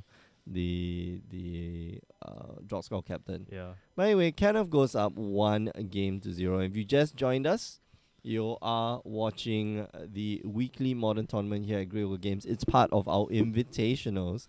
And, just, I think 2 weeks ago. Yeah, we had our monthly. Yeah, we have our monthly. Yeah. And we'll always have our monthly at the end of every month. But you know what's coming up next few weeks? What's next few weeks? PPTQ? PPTQ. PPTQ, Oh, yeah. So that's my favorite time. Every time Really? we have like a monthly or PPTQ event, that's when I get really hyped up because that's when we see all the professional players come All here. the good players. all the local grinders. I like Kenneth and Kelvin, not good. I mean, Are they not good? I mean, like, Kelvin's a Kelvin's a known grinder, but this is the first time I've seen Kenneth actually. I don't know. Yeah, actually, this is the first time I've seen Kenneth play on stream. I mean, I don't get to, we don't interact much with the players unless they're like. No, we interact with the players Yeah. after. But Yeah, I mean, yeah, like, it's hard to know a player, especially if you're not in that circuit. Yeah. But I mean, Kind of- I've not been to the circuit for quite a while already. Actually, I've been invited to the circuit by Whoa. my friend Brian Lim Chen and Ilham Muliawan Oh, to but play tomorrow in DP. but But I want to play Shadowverse in Bugis Plus instead. oh, okay. There's a World Circuit event, so Are you any good at Shadowverse? nope. But I'm Nope, I'm but I far can do- but I am far more confident in my skills in Shadowverse than in modern. So so All right, Yeah. that is such a vote of confidence of that. Alright, let's do it. if it's like that, it's like that. I'm not claiming to be good at Shadowverse either, but I know I'm better at Shadowverse than I am in Magic. The At least in modern standard maybe I'm better, but yeah. modern is a hard format. Yeah, modern is a really cool. At least here a bit, yeah. Modern is a really cool format. Like modern is probably my favorite format. Because of the accessibility and because of the craziness. Look at Kelvin. Kelvin is Anything could playing happen, man. Sakan Fireblood. What? Sakam is damn boy. His card's real good. Yeah. We've yet to see the how good it has been. Maybe when it looks like something with madness. You think he's playing madness in his deck? Like No, I don't think it's too much. he has Sakan in it, right? So you loot and then that's a little bit Fiery pushing temper. it. Fiery temper, right? Just add those little bits of lightning bolts. 3 to your deck. bolts, man. Come on, 4 more bolts in your deck. Would you Although like- I think you can put in is young pyromancer a wizard. yeah, he is right. Why isn't it filling up? I don't know. It's not been working for it. Oh, it's a shaman. It's a shaman. It's not a wizard. Man, if it were a wizard, you know put what? it in the Blu-ray Wizards Wizards deck. lightning. Yeah. Oh, you know, Mengxian has actually picked up the deck. The Blu-ray wizards deck. Yeah. Because he said Jeff Hoogland played it, so he plays. Yeah, man. No. Like Jeffrey is like the minister. He goes around and like preaches like, okay, you should try out this deck. I don't think he. I think Like he, this. I think he tries to actively keep his deck secret. I think. Nah, I don't think so. Like I would watch Jeffrey. And I think for old fans of this show and the podcast, the Power 9 podcast, like you would know that whenever I watch Jeffrey play a new deck, like I'm gonna be playing that deck next. Oh man. It's like you Don't just mind get it. so entranced. No, he tells you about the idea of the deck, Okay. and in your head it's like, yeah, that's bullshit. That will never work. And then you watch him play it, and then you'll get converted. But the Like thing you is, understand. the Blu-ray, right? The Blu-ray Wizards, right? There's so many good cards in Blu-ray. There are Blu-rays and Wizards. There's Yeah. Click. There's Snap Custom Page. There's there's a whole lot of That's a lot, man. yeah. Man. Vendilion Click and what's the name? The fairy. Wait, the Spellstarter Sprite, yeah. Oh man, That's that hilarious. combo is so good though. What? That's so cute. We'll show you guys more when we have the matchup. If and when we get if it Jeffrey pops on up, the yeah. on the Or who? What's that again? Mengxian. Mengxian. Yeah, he might show that us. Oh, Collective Bradley Alright. forcing the finger onto the Muslim Wanderer. So collective brutality on the Mausoleum Wanderer just dies. Alright, that's Okay. alright. Yeah, but Mausoleum Wanderer is quite a pain in the ass. Yeah, you like, just- it is not it's not a fun card to have to deal with. It's like especially when it Curse comes to Catcher this. Plus. Yeah, it's Curse Catcher plus man. Who was it? Wait, is that a Snaring Bridge? Yeah. That is a Snaring Bridge. Wait a second. And a foil one, by the way. Oh, by the fact. I remember seeing him open that in the during the store in the store actually. Sweet. Yeah, it was during the day of release. That is a was- nice. He was pretty happy with his open. He opened a chalice too on that day. I remember things. God damn. And no, I think I was there. Oh, you were there? I think I sort of remember. Yeah. God But- damn. So he's playing. So he's like, he has all these discard engines, right? Mm-hmm. So maybe he's trying to empty out his hand and playing into the Snaring Bridge, or playing around the Snaring Bridge rather. Yeah, that's definitely reasonable. That's definitely a reasonable thought. Or Like, maybe it's just a sideboard card. well, and Snaring Beach is definitely a sideboard card. Yeah, It's just yeah. that Kelvin has so many other ways of killing you. Especially if he goes off on Young Pyromancer, he draws the card for that turn. He can like just swing in yeah, with he can just ping you with the one, man. yeah, all the 1/1s, and then that play that card, and then you can't swing back. But I can still block, right, even with a Snaring Bridge. Right, so Kenneth here considering Kelvin of course knows that 3 mana just means that the spell queller. Yeah, spell spell Queller's queller come in. doesn't look very good on. Wow, he goes for it. Okay, so he eats up the Faithless Looting. That's not that great. I I'm gonna wouldn't- lightning bolt your spell queller. yeah, wow. It's not. That's really not. I, would, not I, great. I really do not like that play actually. Yeah, Faithless Looting is just okay. I It's mean, not you, that get- important. you gotta wait until like Kelvin like taps out, Yeah. and now, Kenneth just can't attack in with Oh my the God, spell queller. with what's his name? Rattle chains. Rattle chains, yeah. Oof, this is really bad. But how does Kelvin win though? He can't attack either. He'll burn you out. Wow. So I mean, like, it's uh, maybe you play like Sulfuric Vortex. Or something. typical Kelvin style. Yeah. Typical Kelvin style. Or play like Molten Vortex. play a prison card like Blood Moon or Staring Bridge that just burn you out with random Yes, yeah, cards. just use like Sarkhan. Or maybe he wants to like Saka into ultimate, then No, but the ultimate produces no, like yeah. five, Oh, yeah, four, you're right, 5/5 you're right, you're right. dragons, which then you need to draw 5 cards, and then that's not gonna work. yeah, that doesn't work. Maybe he has like a card that's like, you know what, I had enough of this, and kills off the Snaring Bridge and just goes on the offensive. Kologan's Command. That Oh my god. wait a second. Oh my goodness. Did we just like Is that really his plan? I want to believe. Wait a second. That's cool, man. Oh no. That's so weird. Wait, but alright, we'll have to see though. What's that? Oh, Okay, so he plays it main phase. That's interesting. Rattle chains? Yeah. No, No, no, there's that's- Supreme Phantom and Muslim Wanderer. Muslim Wanderer doesn't even attack with the rattle chains. Yeah. No, he can't attack. He has Oh yeah, he rage, can't yeah, attack. yeah. Right. Alright, at least he can attack the Wanderer though, so that's alright. Oh, there's a Sarkhan. Oh no.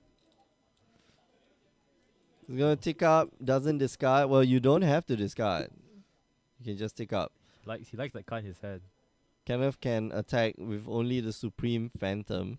And the Wanderer. The Wanderer is a 2/2 because it's Supreme Phantom. Oh, you're right. I Yeah. didn't see that. So Shit. oh well. Oh wow. Kenneth is in such a pickle. He's like, how do I win? I can't beat you with my I can't. spirits. Yeah, I can't. I have no attack. burn spells. I have no incidental damage.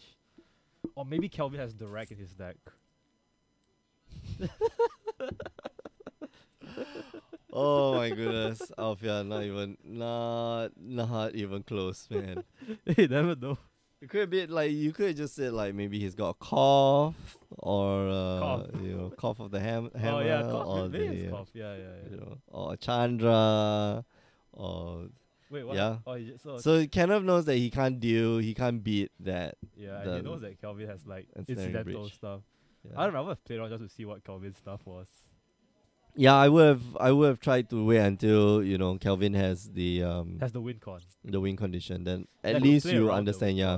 con. Then when you sideboard in your new cards, like you kind of try to figure out like Yeah, now Kenneth is working with, Bridge is his win con. Need to handle Bridge. Then his actual win con comes out. They're like, oh no. oh no, I have it's a made blood moon. mistake. Actually, you should suspect there's a blood moon, right? Yeah, this is a Madhu Pyromancer deck. I think Mario Pyramid's deck's very It typically rarely plays blood okay. moon.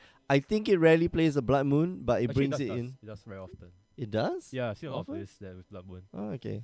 I think they have like 2 in the sideboard, Yeah, Right. two or three. I don't know. but Kelvin has it main board. Yeah. Which Because to me it's a little surprising. but Kelvin's a big fan of the red prison cards. true. He's That a is very big fan. true. You see his Blood Moon, you see his Snaring Bridge. Even when I was playing like mono red control, he was like Chalice of the Void. Chalice on 1, affect me too, but I don't care. Chalice I on 1, I affect- can't play bolts, but it's okay. I But don't it's need bolts. okay. Whatever, man. I don't need bolts to burn you. Yeah, I just need my my Chandras and my Lilianas. Lilianas. I don't know. Maybe, oh my god. I'm so curious as to what his win con is. Why, Kelvin's? Yeah. No, it's gotta be walkers, right? Like or burn spells. There should be enough. We've seen Sakan like twice, right? So maybe he has 2 Sakans, or like maybe he's just really lucky with his Sakans. And yeah, like I say, like what's that? Kologan's command. Yeah, K command, yeah. K command will just get rid of the. He could do the K command trick, which I think is really super awkward. But it's like wasting one mode, man, right? I don't know. Like kill your guy, and destroy this artifact, and then kill you. Like that's those are the steps. Oh man, I don't know, man. Maybe we'll never know if Kenneth just gets steamrolled again, or if Kenneth actually wins this one and Kelvin never pulls it out. True. Yeah. We'll see. Red Prison runs a high count of Sakan with no dragons now. Represent. Oh wow. Oh wow, really? Okay. There's always a chance that he's not running any dragons. Yeah, that's true. That's Yeah, true. that's very true actually. He just like ignore the second line of text. Because so a Ramage effect on turn 3 Yeah. is really good. Like in this type of deck. That is what you want to be doing, right? Like you immediately play a 3-drop which used to be a flashback what's that? Faceless Looting. Okay. And instead you play Sakan and then it sticks on the table. Hopefully it sticks for more than one turn.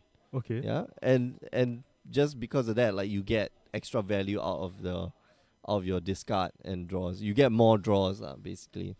Oh, You discard the lands. This. Kenneth needs to sacrifice the he Mausoleum chooses- Wanderer. Oh, he's waiting for the storm to resolve. The storm to come in first. Okay. Yeah, okay. All right, that's fair. Yeah, turn 1 Mausoleum Wanderer is really It's the play good that you stuff, want, yeah. man. It's so good. Even if you're playing like an Edaval version of Spirit.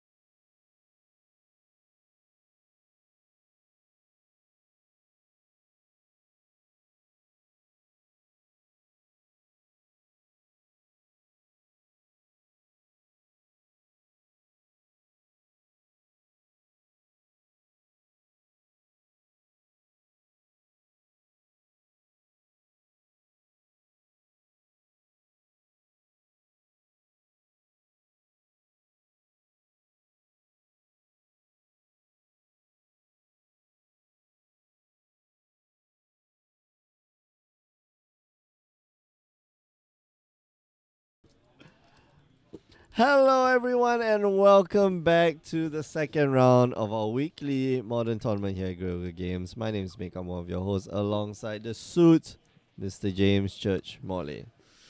Round 2. Round 2. We've got friend Lim of the Chen, show. yeah. Lim friend, Chen. Friend of the show, Brian Lim. Brian with a Y. Yeah. Jareem. Yeah. And he's playing against Jareem against Jeremy. Jareem. Jareem. We're gonna have to talk So, about yeah. that afterwards. Jareem. It's a silent E. Jarem. Or Jareme. Harem. harem, like Oh, make man. it Spanish. Yeah, I feel so bad like just making fun of Jeremy. He watches. He does watch the replays. Shout out to Jeremy, who is a student of the game, watching the replays. Yeah. Brian is playing trusty burn deck. Yeah, he should be. Come on, Brian. You should be playing like blue-white spirits, Esper spirits, like we intentionally. No, he's back on the burn. God damn. And I see he's diversified his portfolio of fetch lands. I saw a Scalding Tarn in hand. So he's splashed, Yeah, when you he's splashed for the Scalding Tarns to make sure that he's Pithing Needle, diverse. Doesn't want to get caught with the old Pithing like Needle on Pithing the Needle on Eric Bloodstained. No, you Mesa, do it on it's like, Bloodstained nah. Mire. They always run 4 Bloodstained Mire, 4 Wooded Foothills because they're the cheapest ones. Yeah. And then they're like, I'll run 2 Arid Mesas. Yeah, no one will get me. Yeah, he's diversifying, which is I like to see that. A real commitment to the deck. Jeremy's playing. We think he's playing the deck we talked about at the end of last round, Red Black Vengevine. Yeah, Dredgevine. No, it's not Dredgevine. It's Dredgevine. Sort There's of. no dredge. There's no there's- dredging. There's no There dredging. There's isn't no there- dredging. No, The thing, no. no, it's only Faces Lootings. Okay, so I Ambush saw from saw below, Ambush versions supply. with what's the name? Golgari. Gogari. No, not No, Gogari. Stingweed Imp. Stingweed Imp, yeah. That one's I think a bit more defensive. That's like you either do the dredge or you don't do the dredge. Yeah.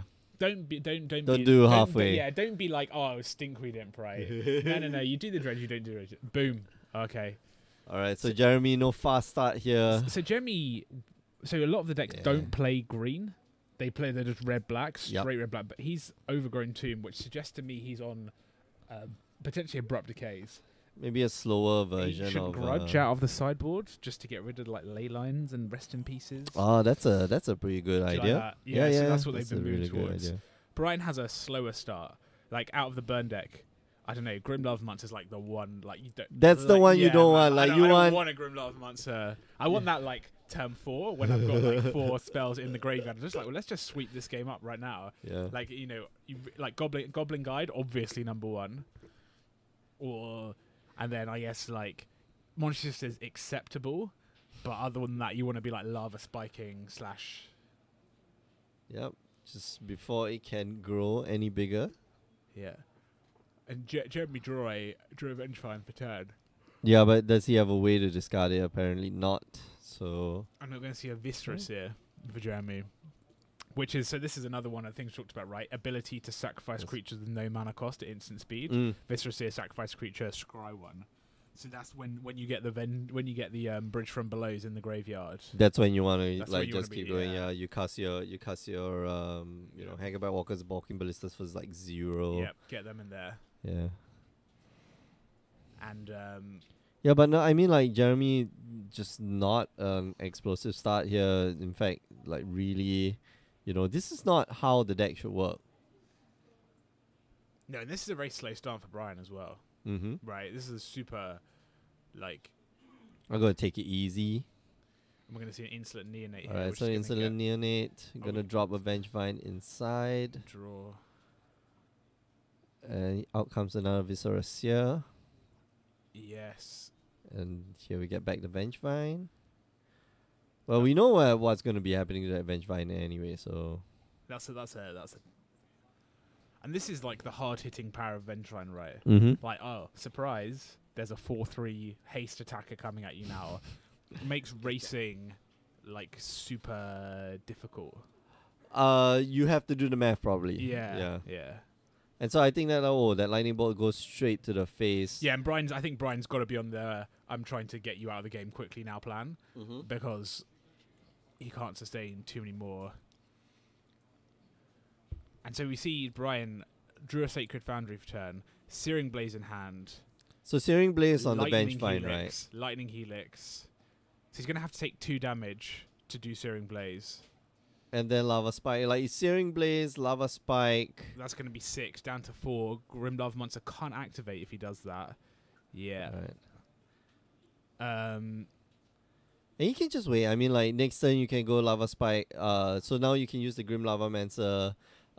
Bring Jeremy down to 5, and then you untap. So if you survive, you untap Lava Spike, which I think what Yeah. he's going to do here. Yeah, he can block. So like I like what Brian's doing because he can block with He the can block with the Grim Lava Monster. Lava Mancer. and Yeah. then If stuff do happen, especially if the Vengevine comes back, I think Brian taking has 3 points of Shard damage. Volley in hand as well. Oh yeah. So No, it's not worth it to run it out now. No, but Shard Volley, 1 red, sacrifice a land, deal 3 damage to target. To any Triple- target. yeah. Yeah. So this is what the burn decks have been like. A lot of burn decks have gone down to they go to 2 Grim Lava Monsters in the main board now. So you And- play 14 creatures, then you're playing 19 lands, Yeah. and you're playing Shard you're cutting volleys. your Skullcracks basically. Like Skullcracks are the card that's coming out of the deck, Mhm. and you're playing Shard Volleys. Shrex saying forgot his trigger. Why no scry in response? I think Because he's it's dead, dead. right? Yeah. He's dead. Because, He you doesn't know, need to scry. I'm not going to draw this card, so Yeah. And no point scrying. Jeremy, tough start, right? yeah. Jeremy knows like that was mold to 5. yeah. That's a difficult situation to be in. Didn't really see an enabler like in that situation. Something like a Faithless Looting is good. Yeah, Right? exactly. Yeah, like see a couple more cards. Oh, just like if you have Bridge from Below's in hand, like right, let's get those in the graveyard. Vengevines, get those in the graveyard. So difficult situation for him. Yeah, Brian. We thought he had a bit of a slur start with a Grim Lava Monster, but pressed his advantage.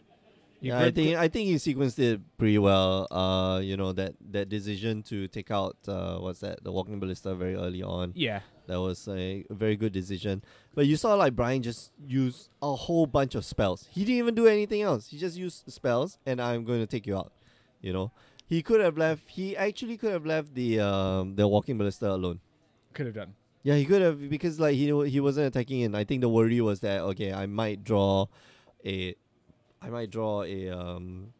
monastery spear or a what's that, the goblin guide, you know, anytime soon. So So I've been playing some Burn and Modern. I think it's really good.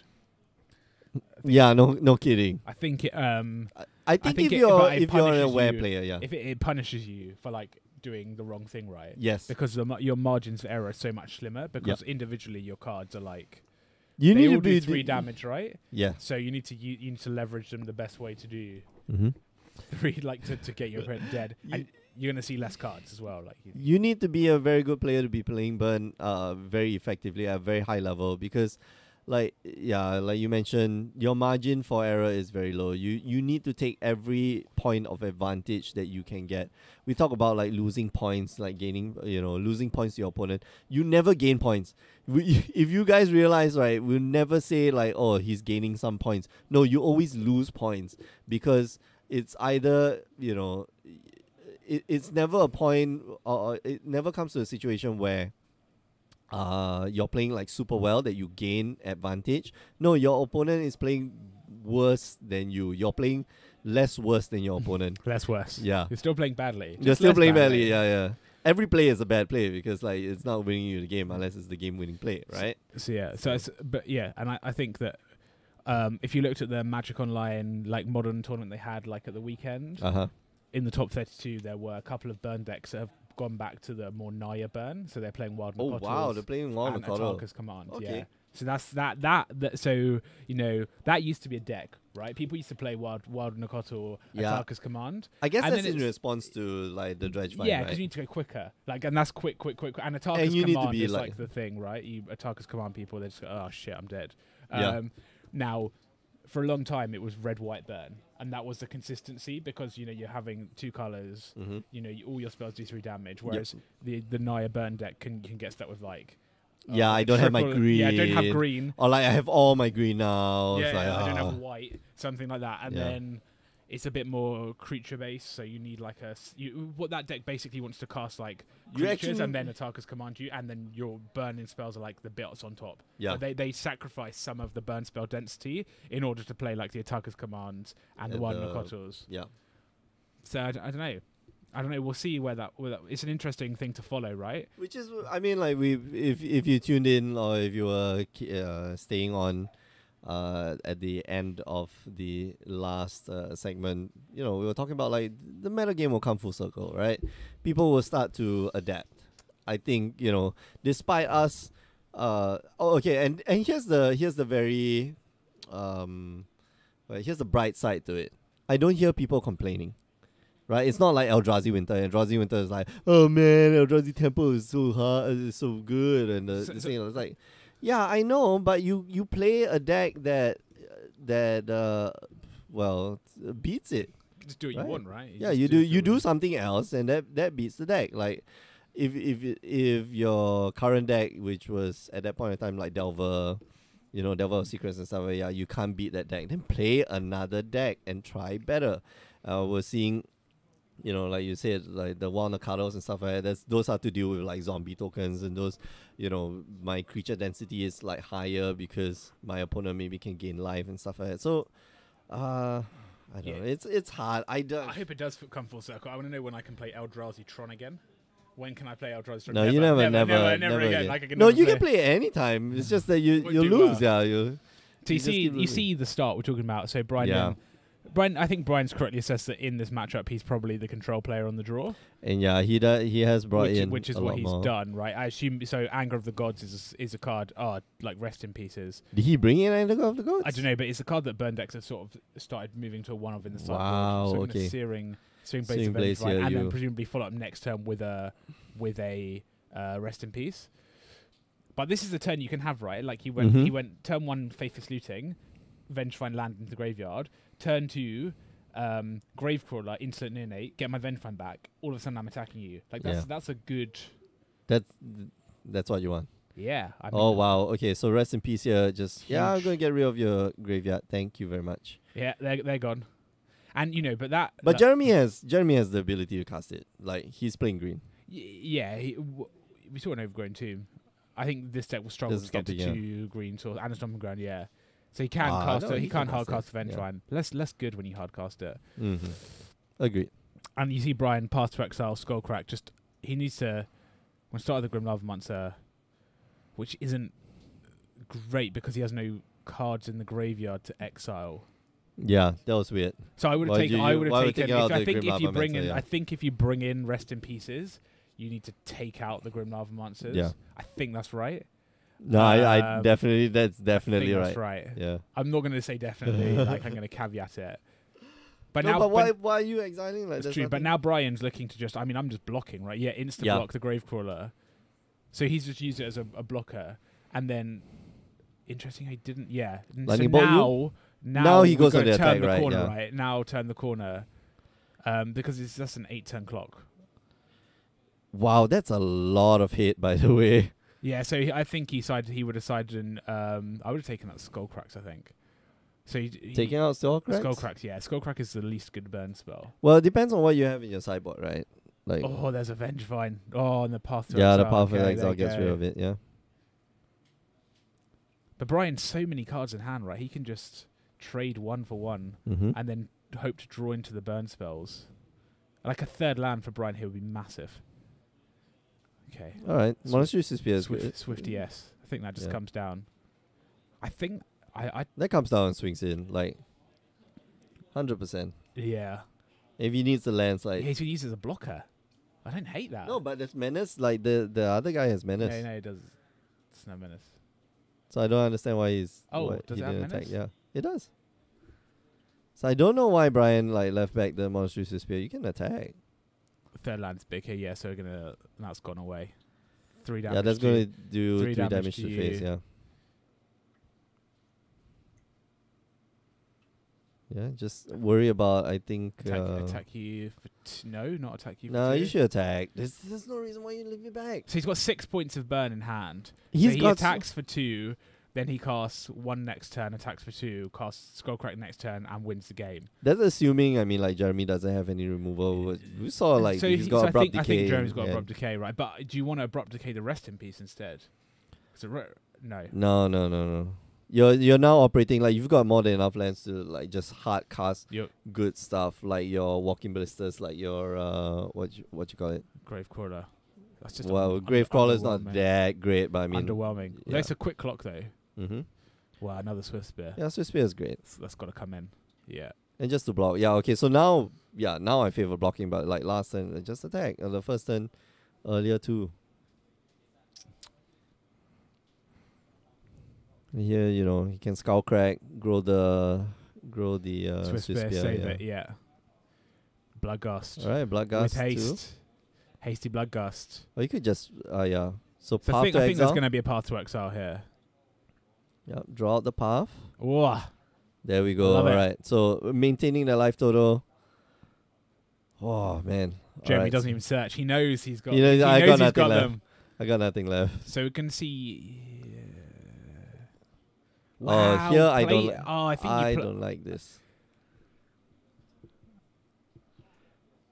a 6. Hang about Walker for 3. Okay. Oh, triple Skullcrack. Okay. Here's the cool part. Like, if the Hangerback Walker, the Hangerback Walker actually doesn't die.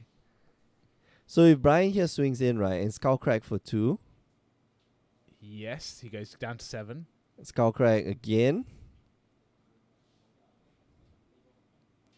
So you won't get the Thopters, is that what you're saying? Yeah, you won't get Okay, the top 'cause it turn. doesn't. Goes to 3, goes down to 5, and just passes turn. Okay, so Brian here, you're gonna keep up Skullcracks just to prevent Jeremy from gaining some life. He's left himself like dead to lightning bolt though. True. Blood Artist. Okay. Oh, they don't die, by the way. Draw. Okay, so it's gonna And go lava for it. Spike you. Lava spike you. Yeah. Lava and spike you're you? dead, Yeah. Yeah. And Jeremy says, "That's it. I've seen enough." It doesn't die, by the way. I want to bring out like Walking Ballista because this was. Hang about Walker. Hang-about Walker. Yeah. So a good 2-0 win for Brian there. Yeah.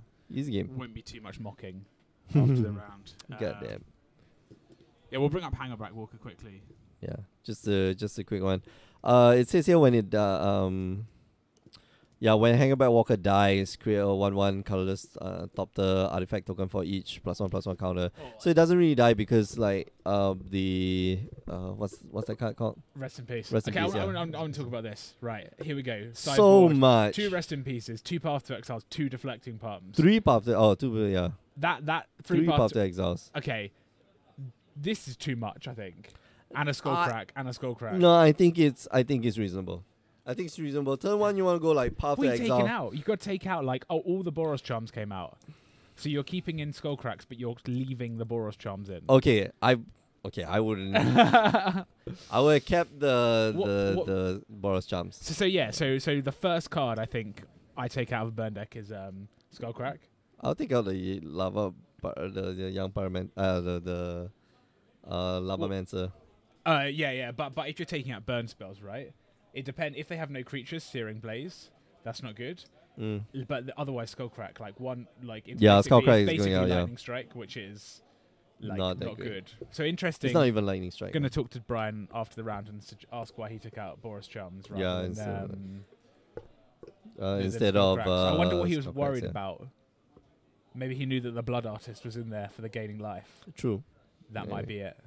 Yeah, but Blood Artist, I mean, like the minute you land Blood Artist, or on the stack when you cast the Blood Artist, then that's. I Yeah. don't know. Anyway, okay. We are going to take a break. And we'll be back in about half an hour's time. That was a quick match. Remember, you can join us on the stream every Wednesdays, 8 p.m. Singapore time, twitch.tv/GreyOgreGames.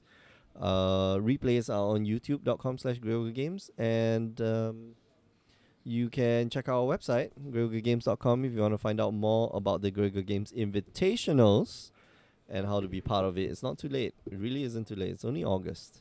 And the Invitationals is somewhere in late December, early January. So yeah, don't worry. We'll leave you with a replay. So don't go away. We'll be right back.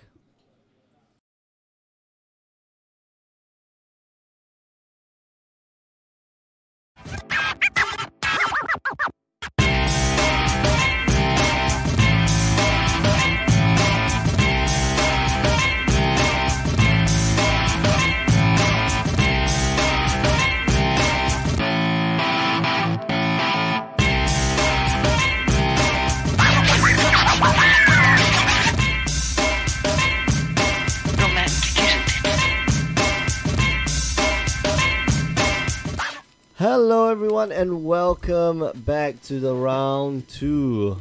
I wanted to say the second round, but I slipped It's up. a proper noun. The round The 2. round The 2. round The 2. round 2. Between Aaron and Wilson. My name is Mick. I'm one of your hosts alongside the suit, Mr. James Church-Morley. I got the names wrong. And we're going to see something beautiful. Yeah. Aaron with his It's all Affinity deck. I hope it is the same deck. It's different sleeves though. It's different sleeves. Don't I make remember- don't make I me remember- nervous. Don't make me nervous. I know. I'm sure it'll be. I remember those different sleeves. And look at that. Like he's got the SCG. Is that the SCG open? Yeah. I believe so. Oh, Is that Days? Yeah. Is that Days? Oh, I love that card so much. Like the card art is just amazing. The foil on that card, like people say, it looks ugly. Did not like the invocations. Oh, no, I liked it. I Did not like them that much. You know why I like it so much? Because I got a few of them. So yeah, whatever. Humble brags. I like it. Yeah, I like it. Humble brags. Like it a lot. But yeah, they look pretty. They're like, especially Days. Days is probably the one I want. Like of all of them, like especially like if you have the one in the Japanese packs, those have like even more matte finish. The things that are really? matte are really matte. And Really the things matte. that shine, like really shine. And it looks like Oh, Wilson no. is on. That's a normal foil Blinkmoth Nexus. We've been cheated. Yeah. It looks like I don't know what Wilson is playing. Aether Vial and Scavenging Ooze. That is not a deck we normally see Wow, that was fast. in Modern. Only thought gonna follow it up with probably So oh, keeping up that remand. What? Aaron wants to... No. So still Overseer. Still Overseer, yeah. But what is this deck? What was Wilson playing? Scavenging Ooze? Eighth of Isles? What's going on? Oh, it's just like green white hate bears. Green white hate bears. Yeah, yeah. A lot of hating. Yeah, look at that. So is that Talia at the front of the hand? Yep. That's the That's a Flicker Wisp. is that the RPTQ promo? Is that what it is? Yeah. Flicker Wisp. We're getting a Talia. It's coming in. I feel it's weird. Like you should have just done that on your turn. Don't let him untap. So 3 mana. 3 mana. Master of Ethereum. Okay. Oh, I thought that was a remand. Okay. Swing in.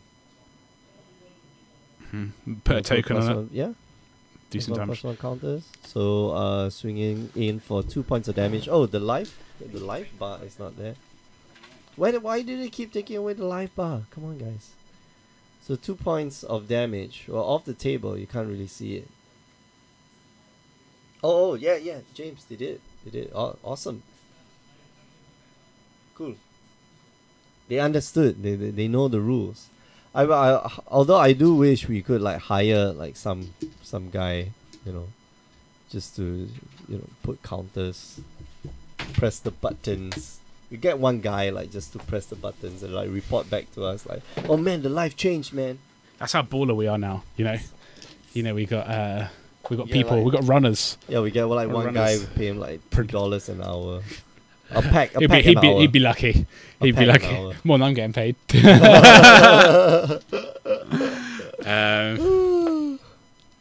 Alright. So Imorph Nexus here. Another Steel Overseer. Whoa. Goodness gracious. That Master of Ethereum's looking big as well Really now. big, yeah. Yeah, I'm just gonna swing in, just la-di-da. No fear. Gets +1/+1 from the War Cry. It does. And He's +1/+0, going. sorry. He's going how big? Jeez. How big? Or is this 6/6 at the moment? Well, he can block. So here's the thing. He can block Flicker and Wisp. then Flicker Wisp. So he can block the... Oh, jeez. Right. So now, right, you can Flicker Wisp the Master of Ethereum Mm-hmm. and block the Signal Pass. 'Cause Mhm. that's the one that's giving you a lot of problems. But I don't know what else is in Wilson's hand. But then he's trading essentially a Flicker Wisp for a Signal Pest and That's- 6 points of damage. Well, the Signal Pass is like a 1/2 right now. Yeah, so I know. It's not so bad. So we're going to see a Flicker Wisp come in, and he's going to target an Because that Ornithopter. that- Targeting Ornithopter. Oh. So he's either. So that counter's going to go away. Oh wow, he's just chumping the Master of Ethereum. Yep. So that grows. Does he have Pass to Exile? Does that make sense to get rid of the Master of Ethereum? Why would you? He's got a second Talia in hand, so I see why he's okay Yeah, to I throw mean it like away. but that's not a good. I mean like that's not great practice, right? And he's going to say that's fine, and we're going to see Oh, for. Is it a settle the wreckage? Oh, here we go. Restoration Angel. Restoration Yeah, Angel, okay, there we go. So Resto Angel bounce the Talia. Mhm. I would have saved the Resto Angel for Flicker Wisp Restoration Angel, bounce the Flicker Wisp. and then bounce another thing. Yeah, then bounce the Talia. Yeah. None of your creatures die. I take no damage. Mhm. Just down the chain. Just yeah, down the it's like chain. You die. Then Yeah. You die and you die and you die and you die. And we're all coming back. No. So he's Oh, bound. okay, He's, so you bounce he's the master. Flicker Wisp. And then, yeah, the Master of Ethereum, the Flicker is going to trade with the Signal Pest. No. They bounced. Wait. No. Yeah. So if Did you he not? bounce- He did Restoration Angel, Yeah. So they targeting the don't die. Flicker Wisp. Yep. Oh, sorry, yeah. So, So the I Flicker thought Wisp is they a were new gonna, creature. Yeah. He was pointing to the. Yeah. But how do you like just using your Restoration Angels and Flicker Wisp to just prevent damage? Because that's all he's done. It feels bad, obviously. I mean, like it feels. And really reset. He's reset counters as well, right? That's the other thing Yeah. he's done. He's gone, you Ornithopter had 2/1 counters. It doesn't anymore. But it's, But it's going to get there because he's got 2 Steel Overseas in the it's- battlefield. Yeah, exactly. And I don't feel like Wilson is winning He's not winning the race, Mm-hmm. right? In no world is he winning this race. Nope. So, Well, do you think it's Aaron's sensible gonna to start- save the damage in that case, or do you think he just needs to like play out and find a way to kill? I don't think Aaron should block here. Number one, I think he should wait until he can activate both of his Steel Overseers next turn. Mm-hmm. He can afford to take the 6 damage, like no problem. So Yeah, I Wil- don't see the reason why he has to attack. Wilson's deck is not I'm going to kill you from 20 out of nowhere deck. It's like I need to deploy creatures, which you're going to see coming by and large, and then turn them sideways. Yeah, exactly. It's and not, so- but it's not a 17 damage chunk deck Mhm. like the affinity deck can potentially be. I mean, if Aaron plays Cranial Plating now, like, ooh, stuff's happening. If he Yeah. plays a Cranial Plating, So- things going to happen. So I'm kind of, I'm kind of curious. And Wilson's pushed the Aether Vial up to 4 as well. That's Mhm. interesting. So I'm wondering, is he signaling another Restoration Angel? Possible, yes. Well, I mean, like, that's where your Aetherval wants to be, right? Generally, you want 2 Aethervals, which is why I don't like the Hate Bears deck. Like, the Hate Bears, like, it has to go up to 4 for you to Mm-hmm. be profitable with your... Path. What is... Oh, Path to Exile, okay. Path there to we Exile, go. paying the addition for Talia. Yeah, okay. I think that's fine. So step 1, get rid of Aaron's Master of gonna lose, Ethereum, so- correct. I'm That's presumably good. going to go and find a basic mountain. For Unglued? Or basic island. Oh, no, sorry, not... Judge. What's that? Yeah, Judge. yeah, the Therese Nelson Judge promo. Of course, why wouldn't it be? Of course. Because I that's assume more you've just got valuable. loads of those knocking around the house somewhere. No, I've only got one pack. you got It's one not pack. even opened. Even opened. Yeah. I've heard it's like worth a lot of money. You've had. Or it's collectible. It's not worth a lot of money. Yeah, It's collectible. It's collectible. it's Yes, collectible. It's a collectible. For collectible reasons. For collectible reasons. Yeah. The collectability of the unlimited dual lands Yeah. in the Rochester draft at GP South Florida. Pip-Bob saying, yo, Mick Oporto says hi. Yo, what's up, Pip-Bob? Who's Pip? Who's Pip-Bob? But anyway, yeah. Hi, Porto. Hi, Arena. And guess what? Rui Grande is here. Rui Grandao. Yeah. You guys know. That rolling R? Rui? Can't do it. Can't do it. Cannot do it. Rui. Could never mask Rui. it. Something like that. Rui Grandao. Yeah, only I can only do the Japanese R. Which was the Japanese? The one? like half R, half L. Oh, it's like a Ri. Rui. Ri. Rui. Yeah. The combo guy. Well, I heard all of you guys in Porto play combo now, especially since the introduction of a competitive Commander League. So like all the, like Commander decks like go off on like turn 5, turn 3, turn 4, turn 5. Pip-Bob saying kick in for me. Is this Paulo? Or is this who's this? Who is Pip-Bob? Tell me who are you? You know, first and last name, address, bank details. We need all of those things. Yeah, before we exactly, get- yes. Address. Your mother's maiden name as well. Also, please send it to my email. I'll PM you later. Oh, Nuno. Okay. What's up, man? What's up? Signal pest for Aaron, number 2. It's a big old Mem Knight as well now. 3/3 I Mem mean, it's Knight. like, dude, it's got the signal pass got like 4 counters on it. Tell you what, It's hard to Double deal with. Steel Overseer. That's not bad. Yeah, Makes I blocking. mean, that's the. He should start attacking with the Steel Overseers. There's no reason why you should be keeping. It makes blocking very difficult. Because they can just do that. They're like, well, I'll put, yeah. tap number 2. Just making a lot of tokens. I'm just gonna make it like really, really big right now. But that's 5. He could That's block with the signal pass what's of that? all What's that? things. That's 13 points of damage. Yeah, I guess not the Falcao one because like Nuno Cunha is I forget, but I remember he's got a Twitch handle that's not Pip-Bob.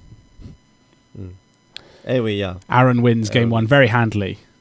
Yeah, I think Wilson was always fighting from behind. Like Aaron had like an okay start, but like getting rid of that turn 2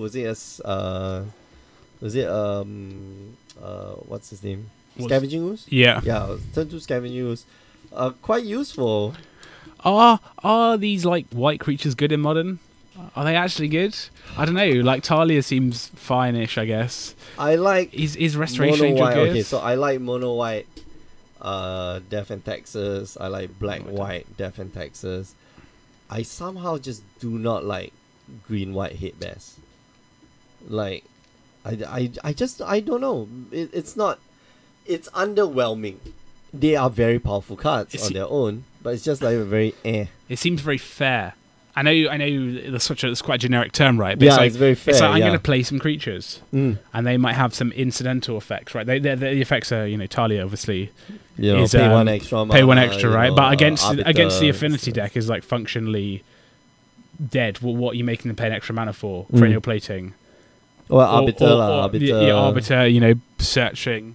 But it doesn't push it hard enough, Black, white, Death, Texas. Like, yeah, I'm gonna strip you. I'm gonna make you pay for all your spells. I'm gonna strip your hand. I'm gonna kill your creatures, and then I'm gonna exile Then your I'm gonna creatures. play some Eldrazi. And then I'm gonna play some Eldrazi to just. I like finish I like it that. off. I like that one more.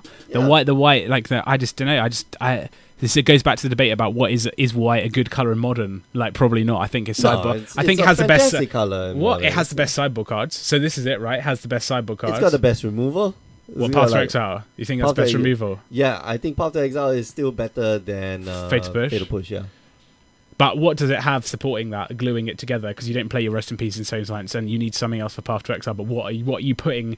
What are the other cards in the deck that aren't the Planes and the Path to Exiles? Like that's the Selfless Spirit. that's the hard question, right? Oh no, what's the 2-1? The Vizier of Remedies. That's the one card that you Remedies. put in. Is it? You put that in with a lot of green cards, though, don't you? You don't put it in with other white cards.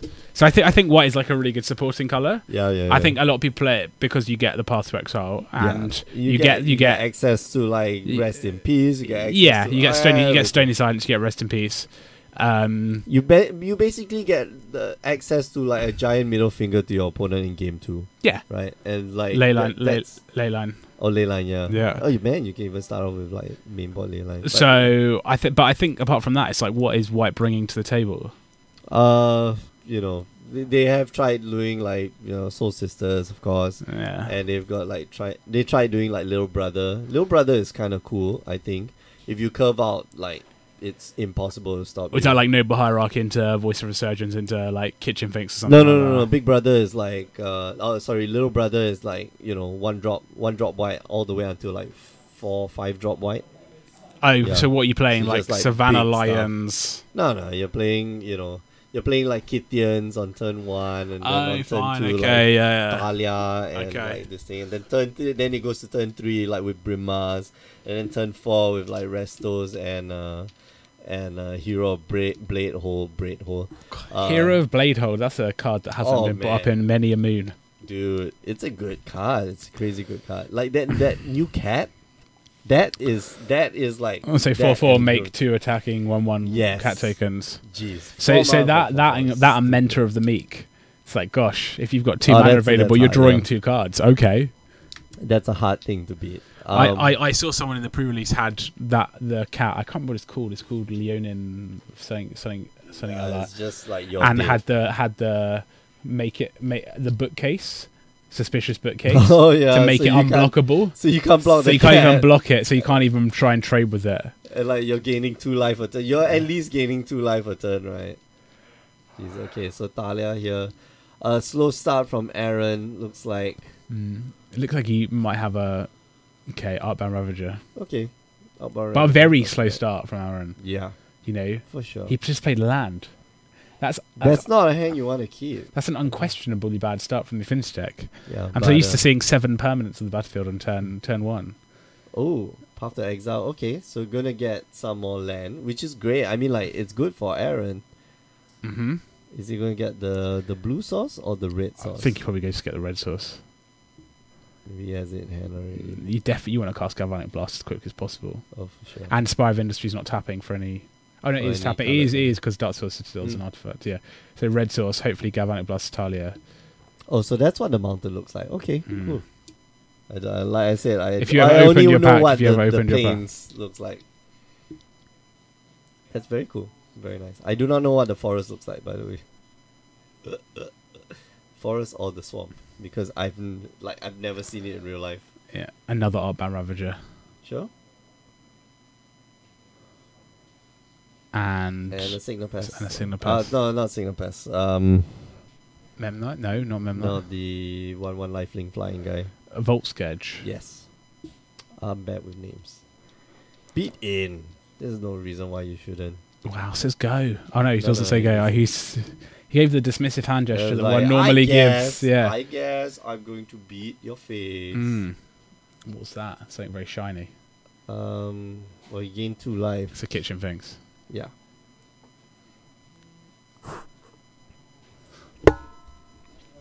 So yeah, the fact that, Aaron here didn't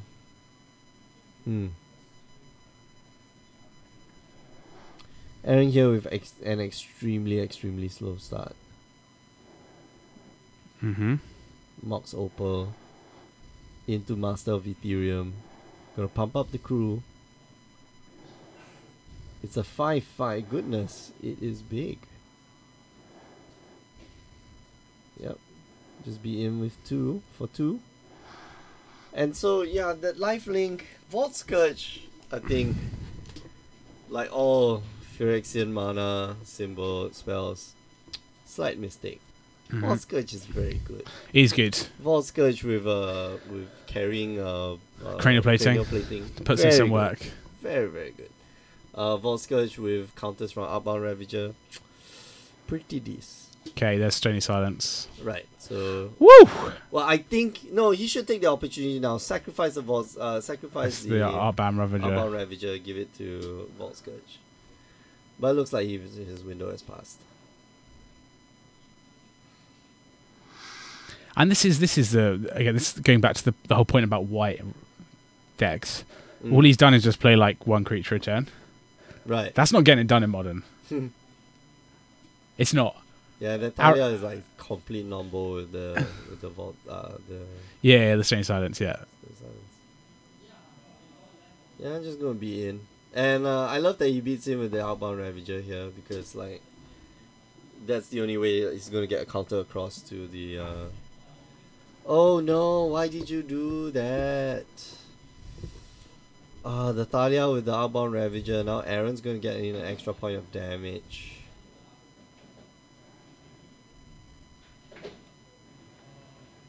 No, you can't. Dude, Stony Silence. Yeah, and Wilson's saying no. Just let it die. Just let it die. So Is he Artbound gonna Ravager. play? Here I'm thinking like whether he's gonna play like Yeah. Galvanic Blast. First strike. What is that? Sorry, I have no idea what that card is. So first strike, maybe double strike. Is that a Galvanic Blast? No, I've never seen that art before.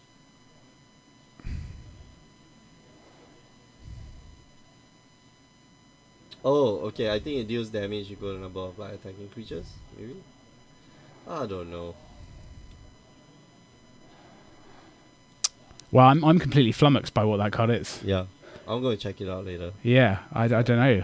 I don't know what to say. I'm shocked. Yeah. Because Wilson lost a lot of life. Yeah, and Aaron seems to have lost no creatures. This is curious.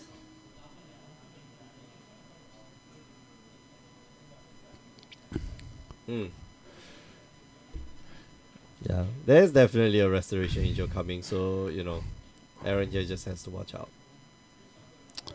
Things. And yeah. Yeah. So okay. Springleaf Drum. Make it bigger. I mean, is he gonna go to combat? Saying, do you want to activate your Restoration Angel now or afterwards? And here's the thing, like if he plays that spell again, I'm like, yeah, Restoration Angel, Blink. Well, I guess I didn't see that coming. It's going to jump in front of the Master of Ethereum. Restoration Angel is going to jump in front of the Vault Scourge. Galvanic Blast here would be very good on the Restoration Angel, but no. Well, Galvanic Blast would have been like really good, maybe like a turn ago. Yep. Whip flare. Whip Oh wow. flare Wow. Stuff Wow. is happening. Okay. Okay, All right. So he knew, of course. he knew. Well, I mean, like your opponent passed with 4 mana up, attacked with the kitchen things. Like you could not choreograph this like any worse or any more. So we're going to see a second Talia here for Wilson. Yeah. And he's got Scavenging Ooze in hand as well. Scavenging Ooze would be very useful if he weren't taking so much. I think that's a Horizon Canopy. Yeah. And yeah, Aaron very much Looks like he's gonna path. Yeah, you can get rid of your stuff. Yeah. No problem. I was gonna say Aaron very much like he's in control here, but Path to Exile just takes care of that. Well, I think it's okay. And the Stony Silence now is just, Aaron's game plan is to make he just wants some big beaters, right? And Master of Theorem was that. It was a card that was just bigger than everything that Wilson was going to play, and could just go like, well, this is now the Abyss. I'm going to attack every turn, and you're going to either jump or you're going to take damage. Well, the problem is that if, let's say, Wilson here, No, you're going to take 1 poison. yeah, if, Wilson... Another Volt Scourge. Another Volt Scourge. Takes 1 point of damage off. So the problem is here, if Aaron draws one of his sideboard cards to get rid of that, of the Stony Silence. Stolen Silence, Yeah, Wilson's all of a in sudden. so much Yeah. trouble. Like, I mean, so much. Attacks for I 2. would just block with the Arcbound Ravager, give the counter to the Vault Scourge, man. And Scavenging Ooze comes down here for Wilson. Or maybe don't give it a Vault Scourge, give it to... So I wonder if Aaron has this, and not all the affinity decks do, but gear up at Aether Grid. Oh, yeah. No, I don't think so. I think maybe in the sideboard. But Yeah, I was about to say, do you bring it in against decks that have Talias, for example? Because it's just like a very efficient way of getting rid of them. Like, I tap my Mem Knight and my Signal Pest, or tap my, Ornithopters, and I can do 1 damage to your Thalia, and all of a sudden we're... Yeah. Okay. And then just a great way for the affinity decks to close out the game as well. They can just go, well, I'm just gonna, sit here and just start pinging you. Plus, it's not it's not an artifact, right? It's not getting hit. Exactly. Enchantment's very difficult to get rid of in Modern as well. Yeah, particularly in well, I think Aaron's deck, like the affinity deck, can churn like any colored mana quite easily. Mm-hmm. Is that a Planeswalker? Well, it's too shiny. Too shiny. I don't believe so. Well, it's 4 mana. It's big. Aaron here now a little bit on the back foot. He could use that modular a little bit more effectively, I feel. So we're going to see Galvanic Blast Oh, on. okay. So Restoration Angel. Beat you? Just attack. But I mean, No, block with the Outbound Ravager. Come on. Block with the Outbound Ravager, give it to your Vault Scourge. Give the counter to the Vault Scourge. or super secret play. No, Make the Inkmoth Nexus an artifact in response and give it to Inkmoth Nexus. Yeah, exactly. I mean, like, I think that's why Aaron here has not seen. That's the line that Aaron hasn't seen, because like he thinks the Stony Silence is just gonna block the Arcbound Ravager's modular ability, when it doesn't, because that is a triggered ability, not an activated ability. So he's just gonna swing in here, gain 1 life, and then push 1 point of poison on.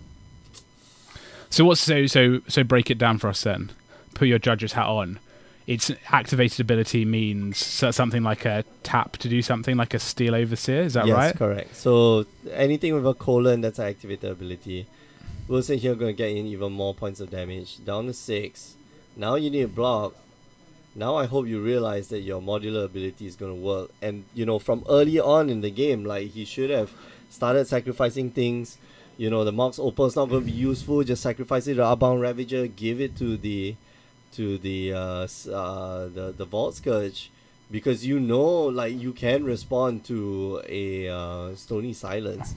He's got a Path to Exile. Like, you're dead anyway. It doesn't matter. So yeah, a lot of decisions that were not made like indecision earlier in the game has cost him the game now.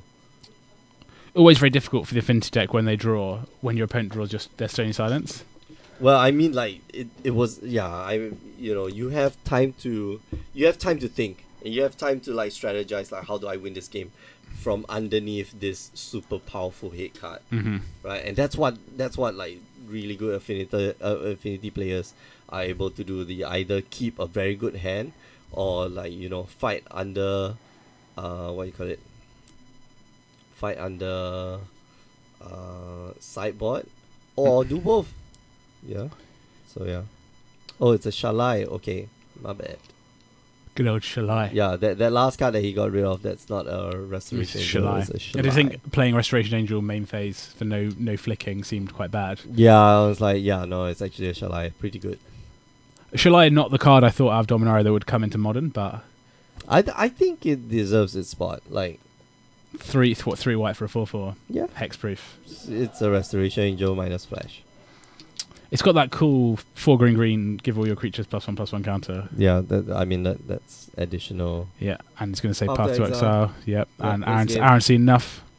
I think Aaron made a few like indecisions earlier on the game that cost him the game, because like that Outbound Ravager could have been like huge right at the beginning of the game. Like you're not getting out from under this. Like if your sideboard, it looked like Aaron didn't sideboard in, artifact. Enchantment hit. You're not getting out of this. Just do it. Like Just do it. yeah, just use the Outbound Ravager. Use all the things that were supposed to give you mana, and then just go for it. He's got a Path to Exile, and like, oh, fine, you're screwed. You're screwed anyway. You're gonna lose the game anyway if you don't do it. You might as well just do it.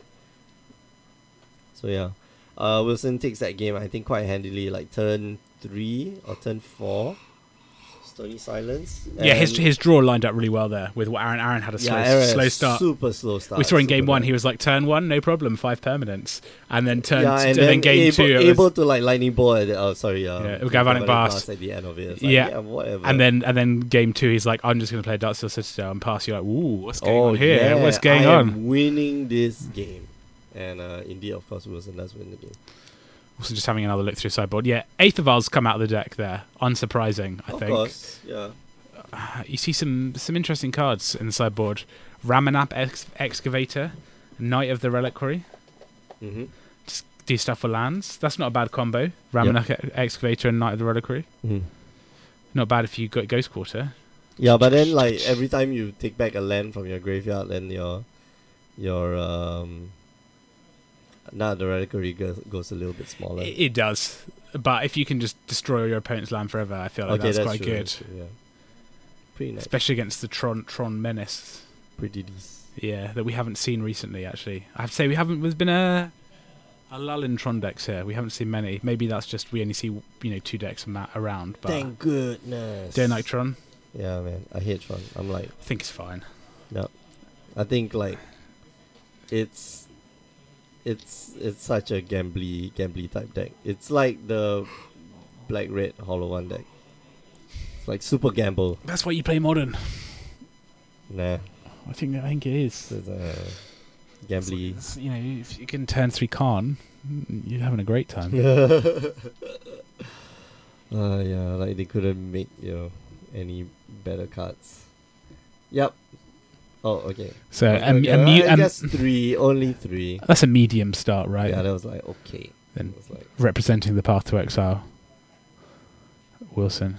yeah, beat you for 1. No problem. Wow. Oh, wow, Wow. no land. Wow. Passes the Wow. turn. Wow. Wow. Wow. Okay. Again, this is gonna be a long game. Solid, man. yeah. And again, Mox Opal is 1 artifact away from just giving him the second mana. Yep. And again, Nope. He drew another Mox Opal. Goodness. Stirring Wildwood there, and then a Selfless Spirit. Ah, there's an Inkmoth Nexus. Right on time. Still no Metalcraft for Mox Opal at the moment, though. Yeah, unfortunately not. And He can play his Outbound Ravager into, well, I guess something, but then, like, doesn't look like he has the something. No, he should play the Outbound Ravager. Oh, come on. Italia. It's like waiting. He'll probably like activate the Inkmoth Nexus, block something, and then Galvanic Blast. Looks like. I believe that was. We need to move the table a little bit, like the light. I believe that's a scavenging use. No, people shouldn't use your foils. No, it's not a foil. sleeve. Dude. That's like the sleeve. Yeah, and we're going to see tapping some mana to Galvanic Blast to Italia. Guess as much. I didn't think that. Not interested in saving it with a Selfless Spirit. Yeah. Unfortunately not. Wow, Limvala in hand. Yeah. What? Yeah. Man, I haven't seen Limvala in a while. 2 white. Yep. 3/4. I think he's gonna get there. When it comes into play, you can activate There we go. abilities can't be activated.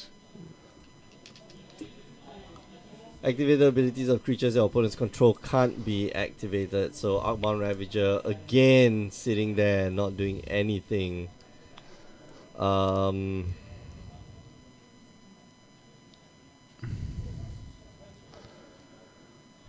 Night Threader Cree.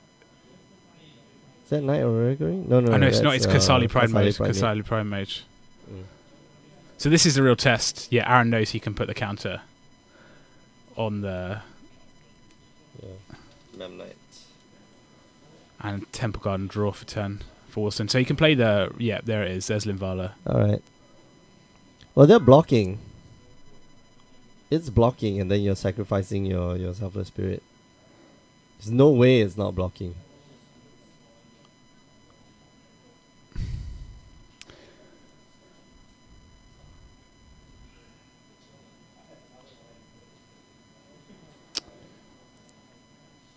Alright, so Girapu Aether Grid here. And this is Little bit see too this, slow, yeah. but this is Selfless Spirit. Bye bye. You're gone. Yeah, for sure. You're gone. This is where you can see the power of Aether Grid. Volt Scourge. Mm-hmm. I mean, do you do it now? Do you just tap 2 artifacts now to get rid of Selfless Spirit? I'll wait next turn. I'll wait till next turn. I'm not attacking anyway, so it doesn't really matter. Okay. Well, he's Oh, yeah. okay. I'm doing it now. There's no reason why you should. Like this. Well, Flicker Wisp. Oh yeah, okay, true. No, but like, But then you just Wilson do it doesn't again. have 8 of ours, right? On the No, battlefield. he doesn't know. No, but like next turn, for example, if you let him untap, Oh, he can Flicker Wisp or Restoration Restoration Angel. Yeah. okay. Shall I? It's going to be difficult, but not impossible to deal with. But I mean, Aaron needs to find answers now. He needs an answer for the Shalai so that he can get rid of the Limvala. Mm-hmm. Lands flying freely. Wow, that's not. Yeah, now he's drawing all the His lands. cup overfloweth with lands.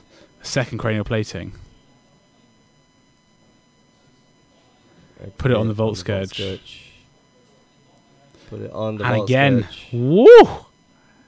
Yeah, okay, beat in. It's big. Sure, no problem. So it's going to end up trading the Volt Scourge for the Shalai, maybe? They're counting. It's 1, 2, 3, 4, big. 5, 6. 6 artifacts. 6 artifacts, that could be 7 artifacts. 1, 2, 3, 4, 5. 5 artifacts. Oh, sorry, 5, yeah, 5. Yeah. So it's a that 10, 11, 11, 1. 1. Lifelink. Wilson looking at the hand. You can see a Voice Resurgence there. Oh, he's going to take it. Wow, that's a 22-point life swing, people. Back up to 20. And so the game starts again. This is ridiculous. This is. And if you're Aaron, you just... he needs... his Gear of the Aper Grid has been made redundant, unfortunately, by... No, I can shoot you. I You can can't. shoot. You get hexproof as well from Shalai. Oh, yeah. Yeah, so I was okay. going to say, because otherwise he'd just be sitting there going, well, I'm going to untap and just shoot you. But Shalai give you... and the Ballista. But, I mean, he can...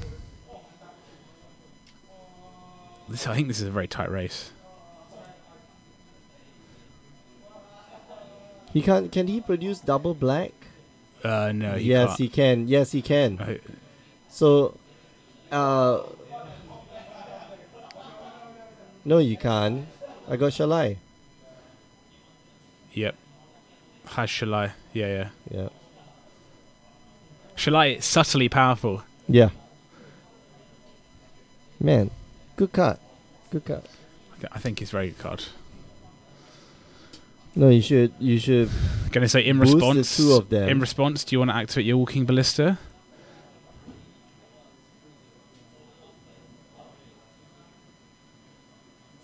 Okay, we're making two Ink Moth next though. Okay, no, put both on one. Put both on one.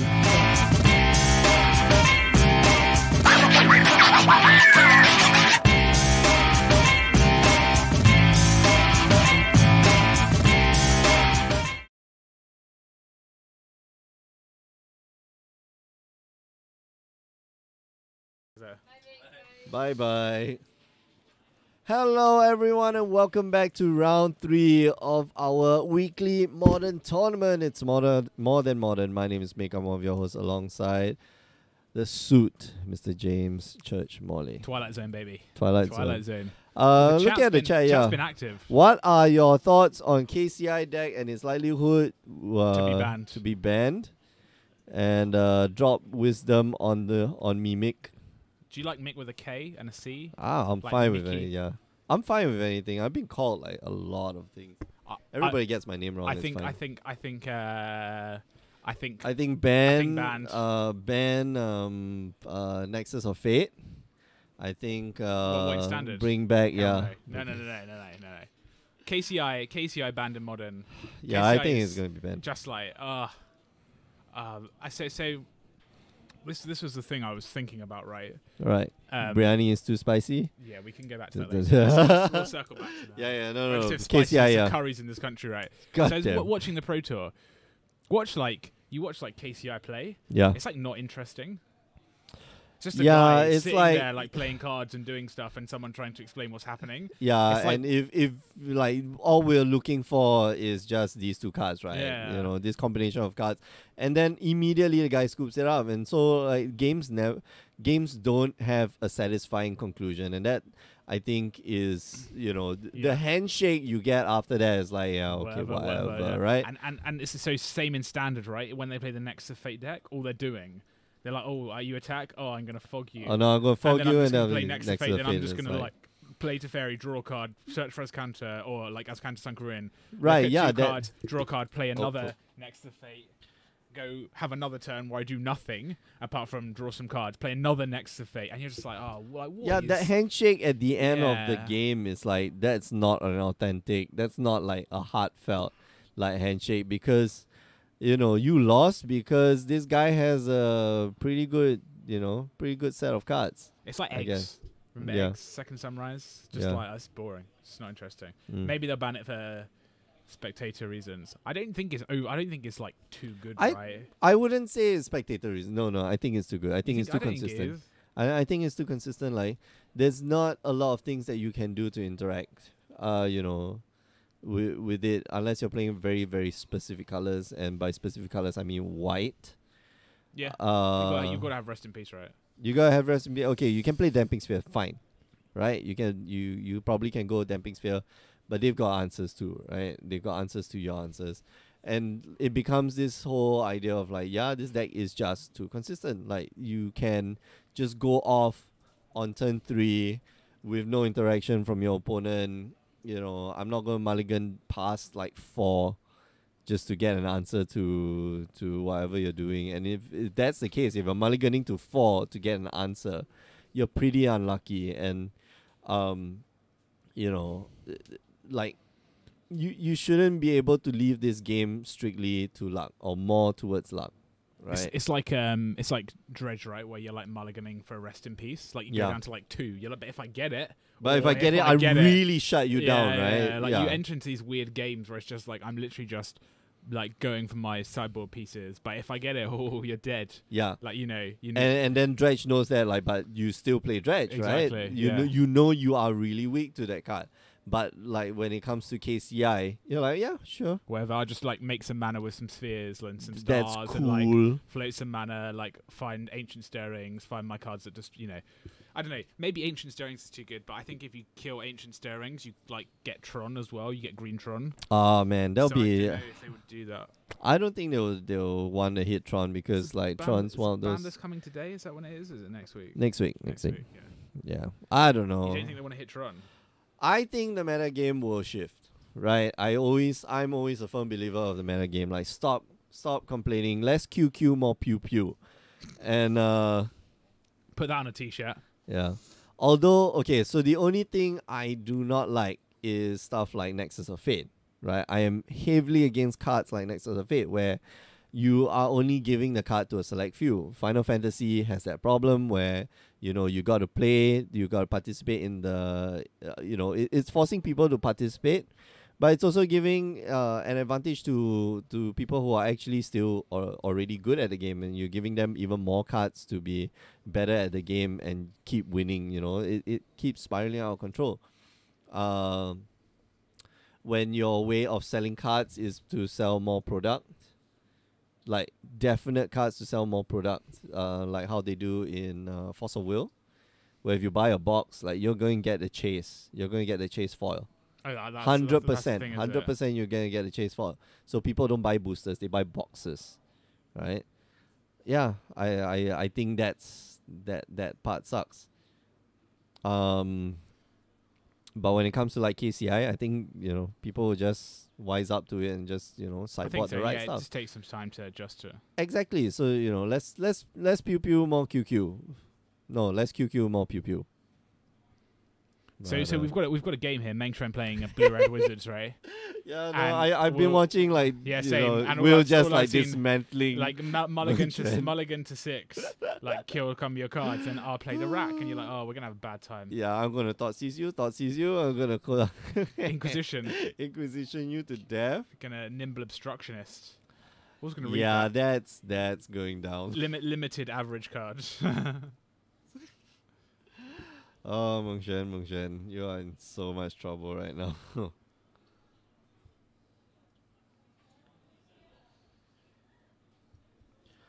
So yeah, this, you know, he's taking 3 points. Like Mengchen is taking 3 points of damage a turn. Will's presumably going to be taking 3 points of damage a turn. So Yeah, I guess we're even.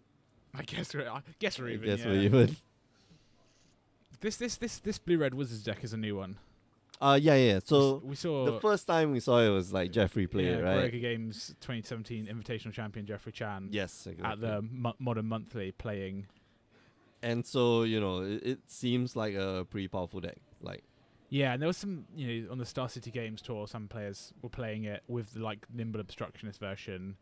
You counter activated abilities, which is pretty good. mhm. They never see it coming the first time. Yeah. But after that, it's like, yeah, you wise up. And if you don't wise up, like, Yeah. then you deserve to lose, right? Yeah. But it's still, that's the thing. Like, you cycle it, it counters the ability, yeah. but you're still beating for 3 in the air. Like, if if you're not cycling it, you're beating for 3 in the air. And it's a wizard, which means that Wizard's Lightning is kind of live. Yeah. Although All right, Mengtren is Mengtren able to not pull a hit, winning yeah. this race, though. No, he's not, because he'll go down to 6 before he takes Will down to 5. Okay. Oh, okay, so a braid here. That's good. That's not bad. No racking. No. No racking. That's my end step. Yeah. Okay. Yep. This Wandering Fumarole is going to get in as well now. Yeah. For 4 points of damage. I think that's coming in next. I'm sending that in next turn.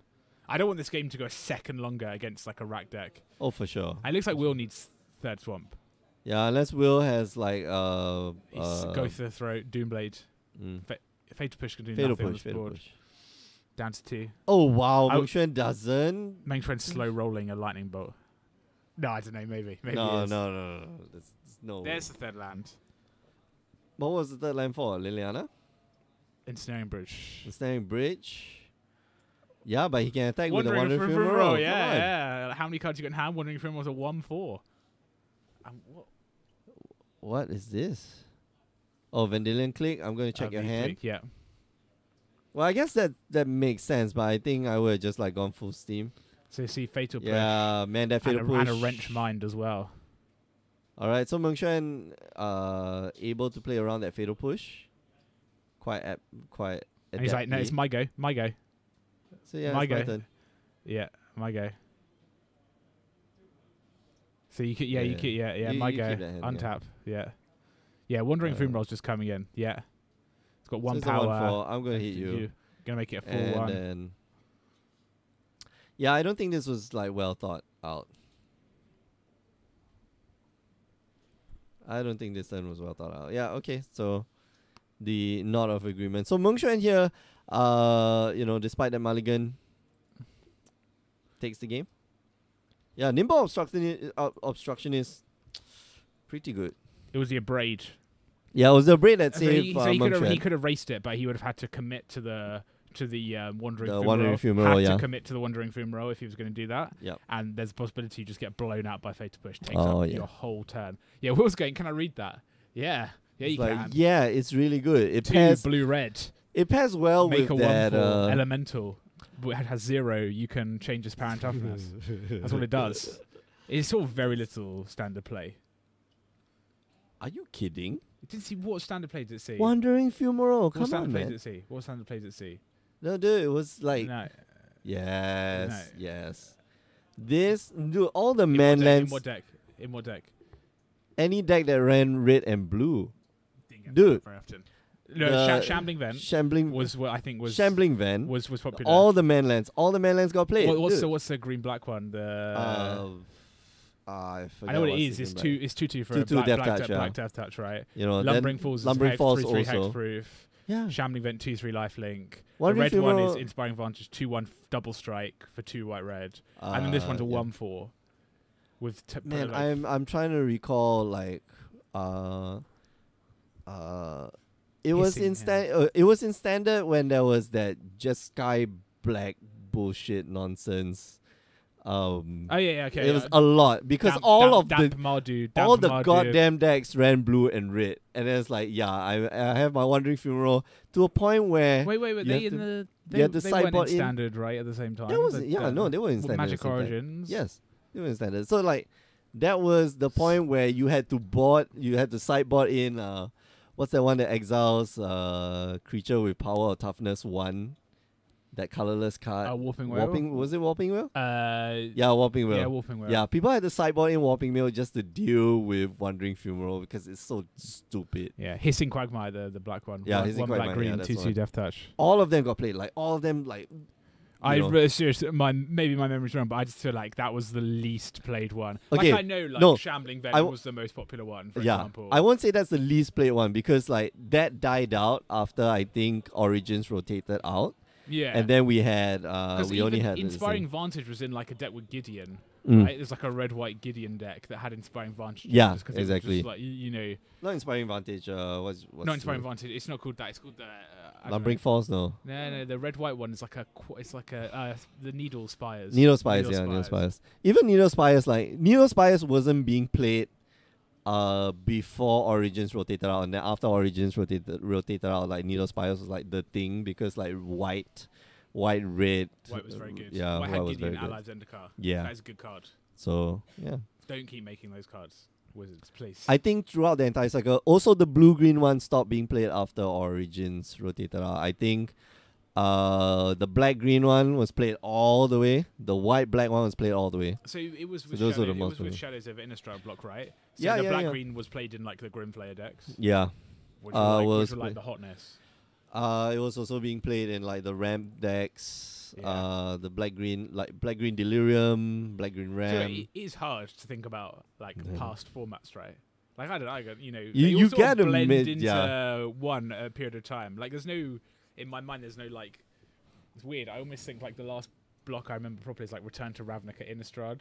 Like you know. Oh, you have, like, yeah, no, yeah. Not Innistrad, like Angel of Reclamation. Do you remember that one? Oh gosh, Just like get like Angel of Reclamation ramp. Get That's a exile creatures from- while. Yeah, but that's the last like that's a clear while ago. delineation I have in my mind of like standard. But that's like 2012. 2012. Even then, I'm like, it's blurry. Even then, it's blurry because I'm conflating like Worm Coil Engine. Oh, that was a long Meta time before, is right? like that was a Scars of- while. what was No, that, Scars of Mirrodin. there was Scars of Mirrodin, but that also poured into Innistrad too. Yeah. That was 2011, So 2012. Yeah. Innistrad was September 2011 because I Mm. remember I just started working. That's when I started. My Oh, job. that's when you had disposable maybe it was a income bit- to play. Maybe it was before then. No, it must have been before then. I don't know, man. It's all blur. It's all blur to me. Yeah. I remember going to Return to Ravnica pre-release and being like super excited, Oh, like get my little Azorius pack. This is before I realized that like green creatures were the best creatures in the world. Azorius, like come on. You know, Azorius was JCM like in 2018 Tempo. would be on the Selesnya plan, obviously. It in was Return to Ravnica, Tempo. It's Tempo. and would be on the Yeah, the green Bor- white. Although Celestia was like the beatdown. and would be on the Boros plan if we were in if we were the Boros or the Gruul plan if we were in Gatecrash. yeah. I'm interested if Yeah, if the they, white green one was if awesome. they so we're going back to Ravnica. Wonder if they're going to do like the guild things again for the pre-release. They do. They are. Are they? Is that what they're doing? So you they pick a guild. yeah, you have. I believe in the pre-release box. Are they doing the seeded packs 40? again? Yeah. No, they're Yeah, seeded yeah. packs. No, they're bad. Oh, They're such bad. badness. I hate it. I do not like. I do not You enjoy just it. want 6 packs. I don't like that you're getting Like a 10. certain color. Or like you're getting 8 cards for a deck, for example. Mm. Because the seeded pack basically tells you that like play this deck, and here are like 7 or 8 cards that are good in this deck. Yeah. So everyone's gonna have like a higher baseline. And like you're kind of restricted. Like if here's the shitty part, right? Like if you chose a guild and then your seeded pack is like pretty good. Yeah. And then The the other rest of packs your are not packs, good, the yeah. 6 packs that you get were like, Yeah. Yeah, that's the part I Agree. do not like Agree. at all. Agree. I wouldn't first pre-release. I'll miss in long term. Oh. I'm on holiday. Oh, okay. You can play while you're there. I can't. Not where I'm going. No, yeah. No. Where are you I'll going? be Like on, I'll be on a Finland? boat. Oh, Yeah. Wow. So so get a pre-release kit while you're on the boat. Well, so I'm trying get to on a figure this boat? out. So I'm going with friend of the show Oh, and JCM Team Draft League. oh, Teammates Bryce and Sky. We're going on holiday with them, and there was a suggestion that we get pre-release packs. I'm not sure where I'm getting them from yet. we Well, yeah, may airdrop. be like walking around Venice. you got. Like we're starting in Venice, and we may be Oh. walking around Venice, like Oh, looking I know, for English dude. pre-release. No, not Italian pre-release packs. English No, pre-release no. packs. You're never gonna get. Yeah, so I said now, English you know what we should do? We should just buy a box because you can sell boxes now. So go to Venice, find a card shop, like before we They get on don't the have boat. English packs, dude. No, but you can buy English boxes. You'll be able to buy an English No, box. they and say don't have Okay, English we are not boxes. They're playing Magic. Italian. Dude, I don't want just Italian. play I in don't want Italian. Italian Come on, cards. just play in I Italian. can barely play in English. I can't play in another language. Oh man, the first time I remember the first time. You must have that- Portuguese cards, right? Yeah. So I remember the first time I played like in Italian. Like I got confident enough. So every week after Friday prayers, I would walk back to the university, and on the way back there'll be a card shop, and I'll buy like a pack or two, and then like go through the cards because I know what the cards are. So when I start reading it, like that's my practice for Italian language lesson, which happens like at 3 o'clock later in the I day. see. Okay, yeah. So it's like, oh yeah, volare means flying, Flying, right? yeah, And yeah. you know, ogni qual volta Say. is whenever. Oh, whenever. So yeah, so these are the things I pick up, and then like I go to the Italian class and like, yeah, this is, you know, she actually teaches stuff like this, like whenever, or only, ogni is only, and stuff like that. So like, Oh. It's like I never had the balls to buy Japanese packs when I was in Japan. oh come on, like I was just getting back into the game. I was just like, why would I buy Japanese? yeah. You come can on, buy it's English not- packs for the same price. Just buy English packs instead. Original Zendikar packs for like $3. It was back in that time. It's just like scooping them off the shelf. What's this Misty Rainforest? So it doesn't do anything. It's a pretty it's rubbish like- card. it's shit card. Yeah, it was. Yeah, those are the days. Although I have looked at quite like, so I have Japanese cards now. Yeah. They're quite like wordy. It's not like it's not the Oh, easiest the- language. yeah, It's not the yeah, yeah, easiest it's not the language to language like play the game in, like Mm. a lot of words, a lot of characters. Yeah, especially if like it's not in like romanized Yeah. wordings. But I don't think the language lends itself that well to. There's a lot of like weird ways of. So when you're targeted by stuff and like, it's very wordy to explain it. When you're Anyway. targeted by stuff. Like counter stuff and like. Oh, someone okay, does something, right, there's, right, like, yeah, a lot yeah. of clauses for that. Yep. So Yeah, Italian's the same way too. Like, it's like actually all the Latin packs are about the same. Well, double Liliana versus It's a Liliana party. yeah. It's a Liliana party. Mutavolt. Okay. Main trend identifying that that Liliana the Last Hope is more impactful than Of course. Liliana of the Veil. So I he's got imagine, yeah. protection. If Will wants to tick down the Liliana, he's got the The Grim Grim Lavamancer. Monster. Don't know how I feel I- about Odyssey Grimlove, Torment Grimlove Monster in the graveyard and And then, Edition like, Grimlove Monster in the field. Gonna have M10 to have a word ish. about that. Main trend afterwards. You know. Wow, Will is in quite a bit of trouble right Yeah, now. and Will had a Shrieking Affliction hand that got Vendilion clicked away. Yeah. You don't want to tick up here when Meng Shuan has more cards than you, but you don't really want to tick down either because like Yeah, Grim it's Lava Monster bad. is just It's- like, this deck, like Meng Shuan's got 3 cards in hand. He's got an Abrade, Spell Snare, and a Nimble Obstructionist. Mhm. Like they're all good. I think they're all good. They're all cards. good cards. Yeah. I think he's got another Lavamancer in hand that he can just toss, right? So we're gonna see. All right. I do not know what this card is called, but I know it does. Vecors? Cohesion? You It's know- an you- altar. Oh, is it? No, it's the one where they reveal. They can reveal 3 cards of their hand, right? They choose which 3 to reveal, and then you can pick one of those and discard. Oh man, I forget. Yeah. We're seeing a lot of obscure cards tonight. Yeah. Death Cloud. Death Cloud being the most obscure. Death It's Cloud like, being you're like, oh, I vaguely remember this in like a Modern Master set. it's like Plague Wind. Trying to figure Is out. it No, Plague Winds? No, Plague Wind is Plague Winds minus destroy- X, minus No, X. Plague Winds destroy all creatures, isn't it? No. 7 Yeah, now we black, got black. it, now we 7 gotta black, bring it black. Plague Wind. Yeah.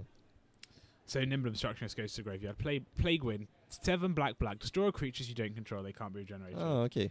What are you thinking of? Oh, damn. I have Black no Sun idea. Zenith? No. Creatures all get minus X minus. Target creature gets minus X minus X. Death win.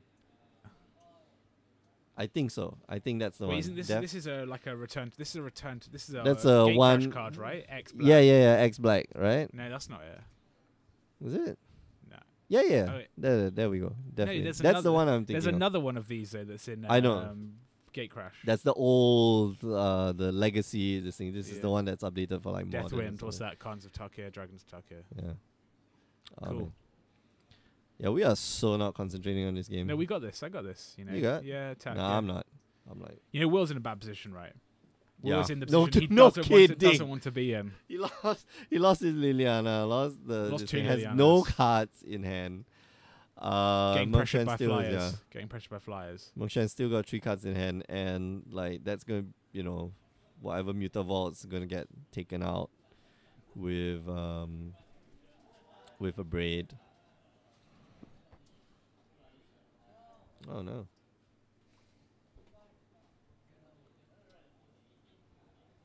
Yeah, when they reach for the graveyard, you get a bit worried.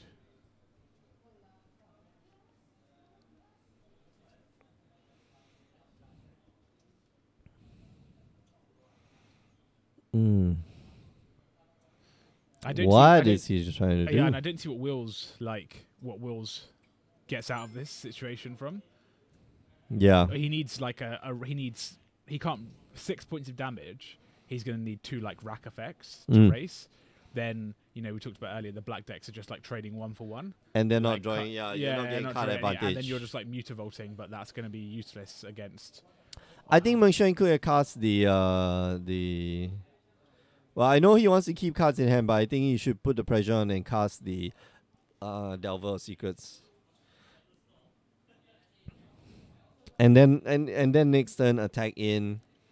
If Will tries to block with the Mutavault, then you can destroy the Mutavault. Kind of starve Will of a little bit of mana. because at this point, like, you know, like if he's got one rack effect, like it's not enough, right? He needs like Shrieking Affliction plus another thing, so you don't mind just, you know, racing. Yeah, he needs multiple racks. Mm-hmm. Wow, he's Will's getting in. He's getting ballsy with this Mutavault. Yeah. I like it. There's a All right, so the rack. number 1. And I think you get rid of the Mutavault. I honestly feel that you get rid of the Mutavault. Oh, that's okay. rack number 2. Okay. All right, so take 0 damage. And just attack you and pass the turn. Yeah, keep all my cards in hand. You just pass the turn. Yeah, 1 Mutavault versus 2 3/1 flyers. That is not like a. Actually, Mungshan here wants to draw a card. Like, he wants to draw a land, sorry. Yeah, I think so.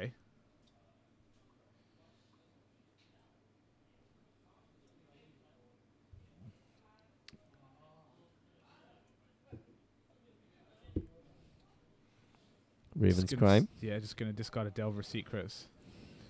Underwhelming. Yeah, Mungshan, sorry, Will here knows I gotta card. keep that Attack. Mutavault back on Yeah, I defense. mean, Will needs a card that doesn't exist in his deck, right? Barter and Blood. That's what he needs. Butter and Blood? No, Yeah, Sacrifice Damnation. Secrets. Damnation. Yeah, he needs Damnation. Right now, Damnation. Oh no, Damnation doesn't even save him because like he's got Fire to. at the Mutavault. Yeah. Well, Butter and Blood is like still 4 mana. It's not Yeah, enough. I know. Yeah. Well, Interesting- I thought Will would have this game. Like, I thought it would be in favor of Will because Mungshan here won't be keeping cards in his hand. Like he'll be trying to like Yeah, toss just it on get the it, get table. on the Yeah. Rutherford, yeah, and he's going like, look what I had. Yeah, spell snares.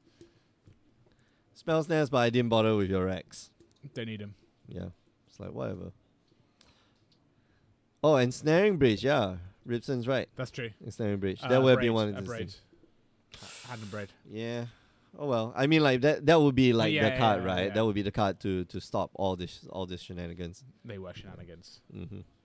So yeah, Cool. good magic. I still can't believe you find like the biryani curry hot. It's not. It is Okay. for me. Next. All right. For me. We'll be back on Sunday. 12 p.m. Singapore time. We'll be streaming here on twitch.tv/Grey Ogre Games, a modern PPTQ.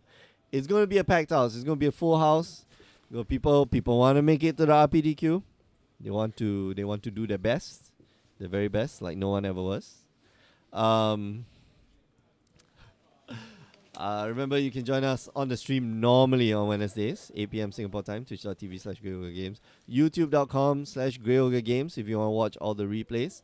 And do check out our website, GreyOgreGames.com, if you want to find out more about the invitationals and how you can be part of it. And if you do like what you are watching and what you're listening to, maybe today I feel like I didn't give it my all. Like I'm a little bit low energy today, but Sunday I'll be back. carrying the team. Yeah. Carrying the team, like Atlas carrying the world on his shoulders. Yep. You know, Exactly. it's just what I do. Yeah. Exactly. It's a very small world, but yeah. So I'm carrying it nonetheless. Exactly. Carrying it nonetheless. It's a beach ball in the shape of a Sort of carries in the shape of a itself. globe. Yeah, just have to sort of bat it back up occasionally. All right. So Facebook, Twitter, Twitch, Instagram, we're all there, all over the place. So see you guys next week. Bye bye.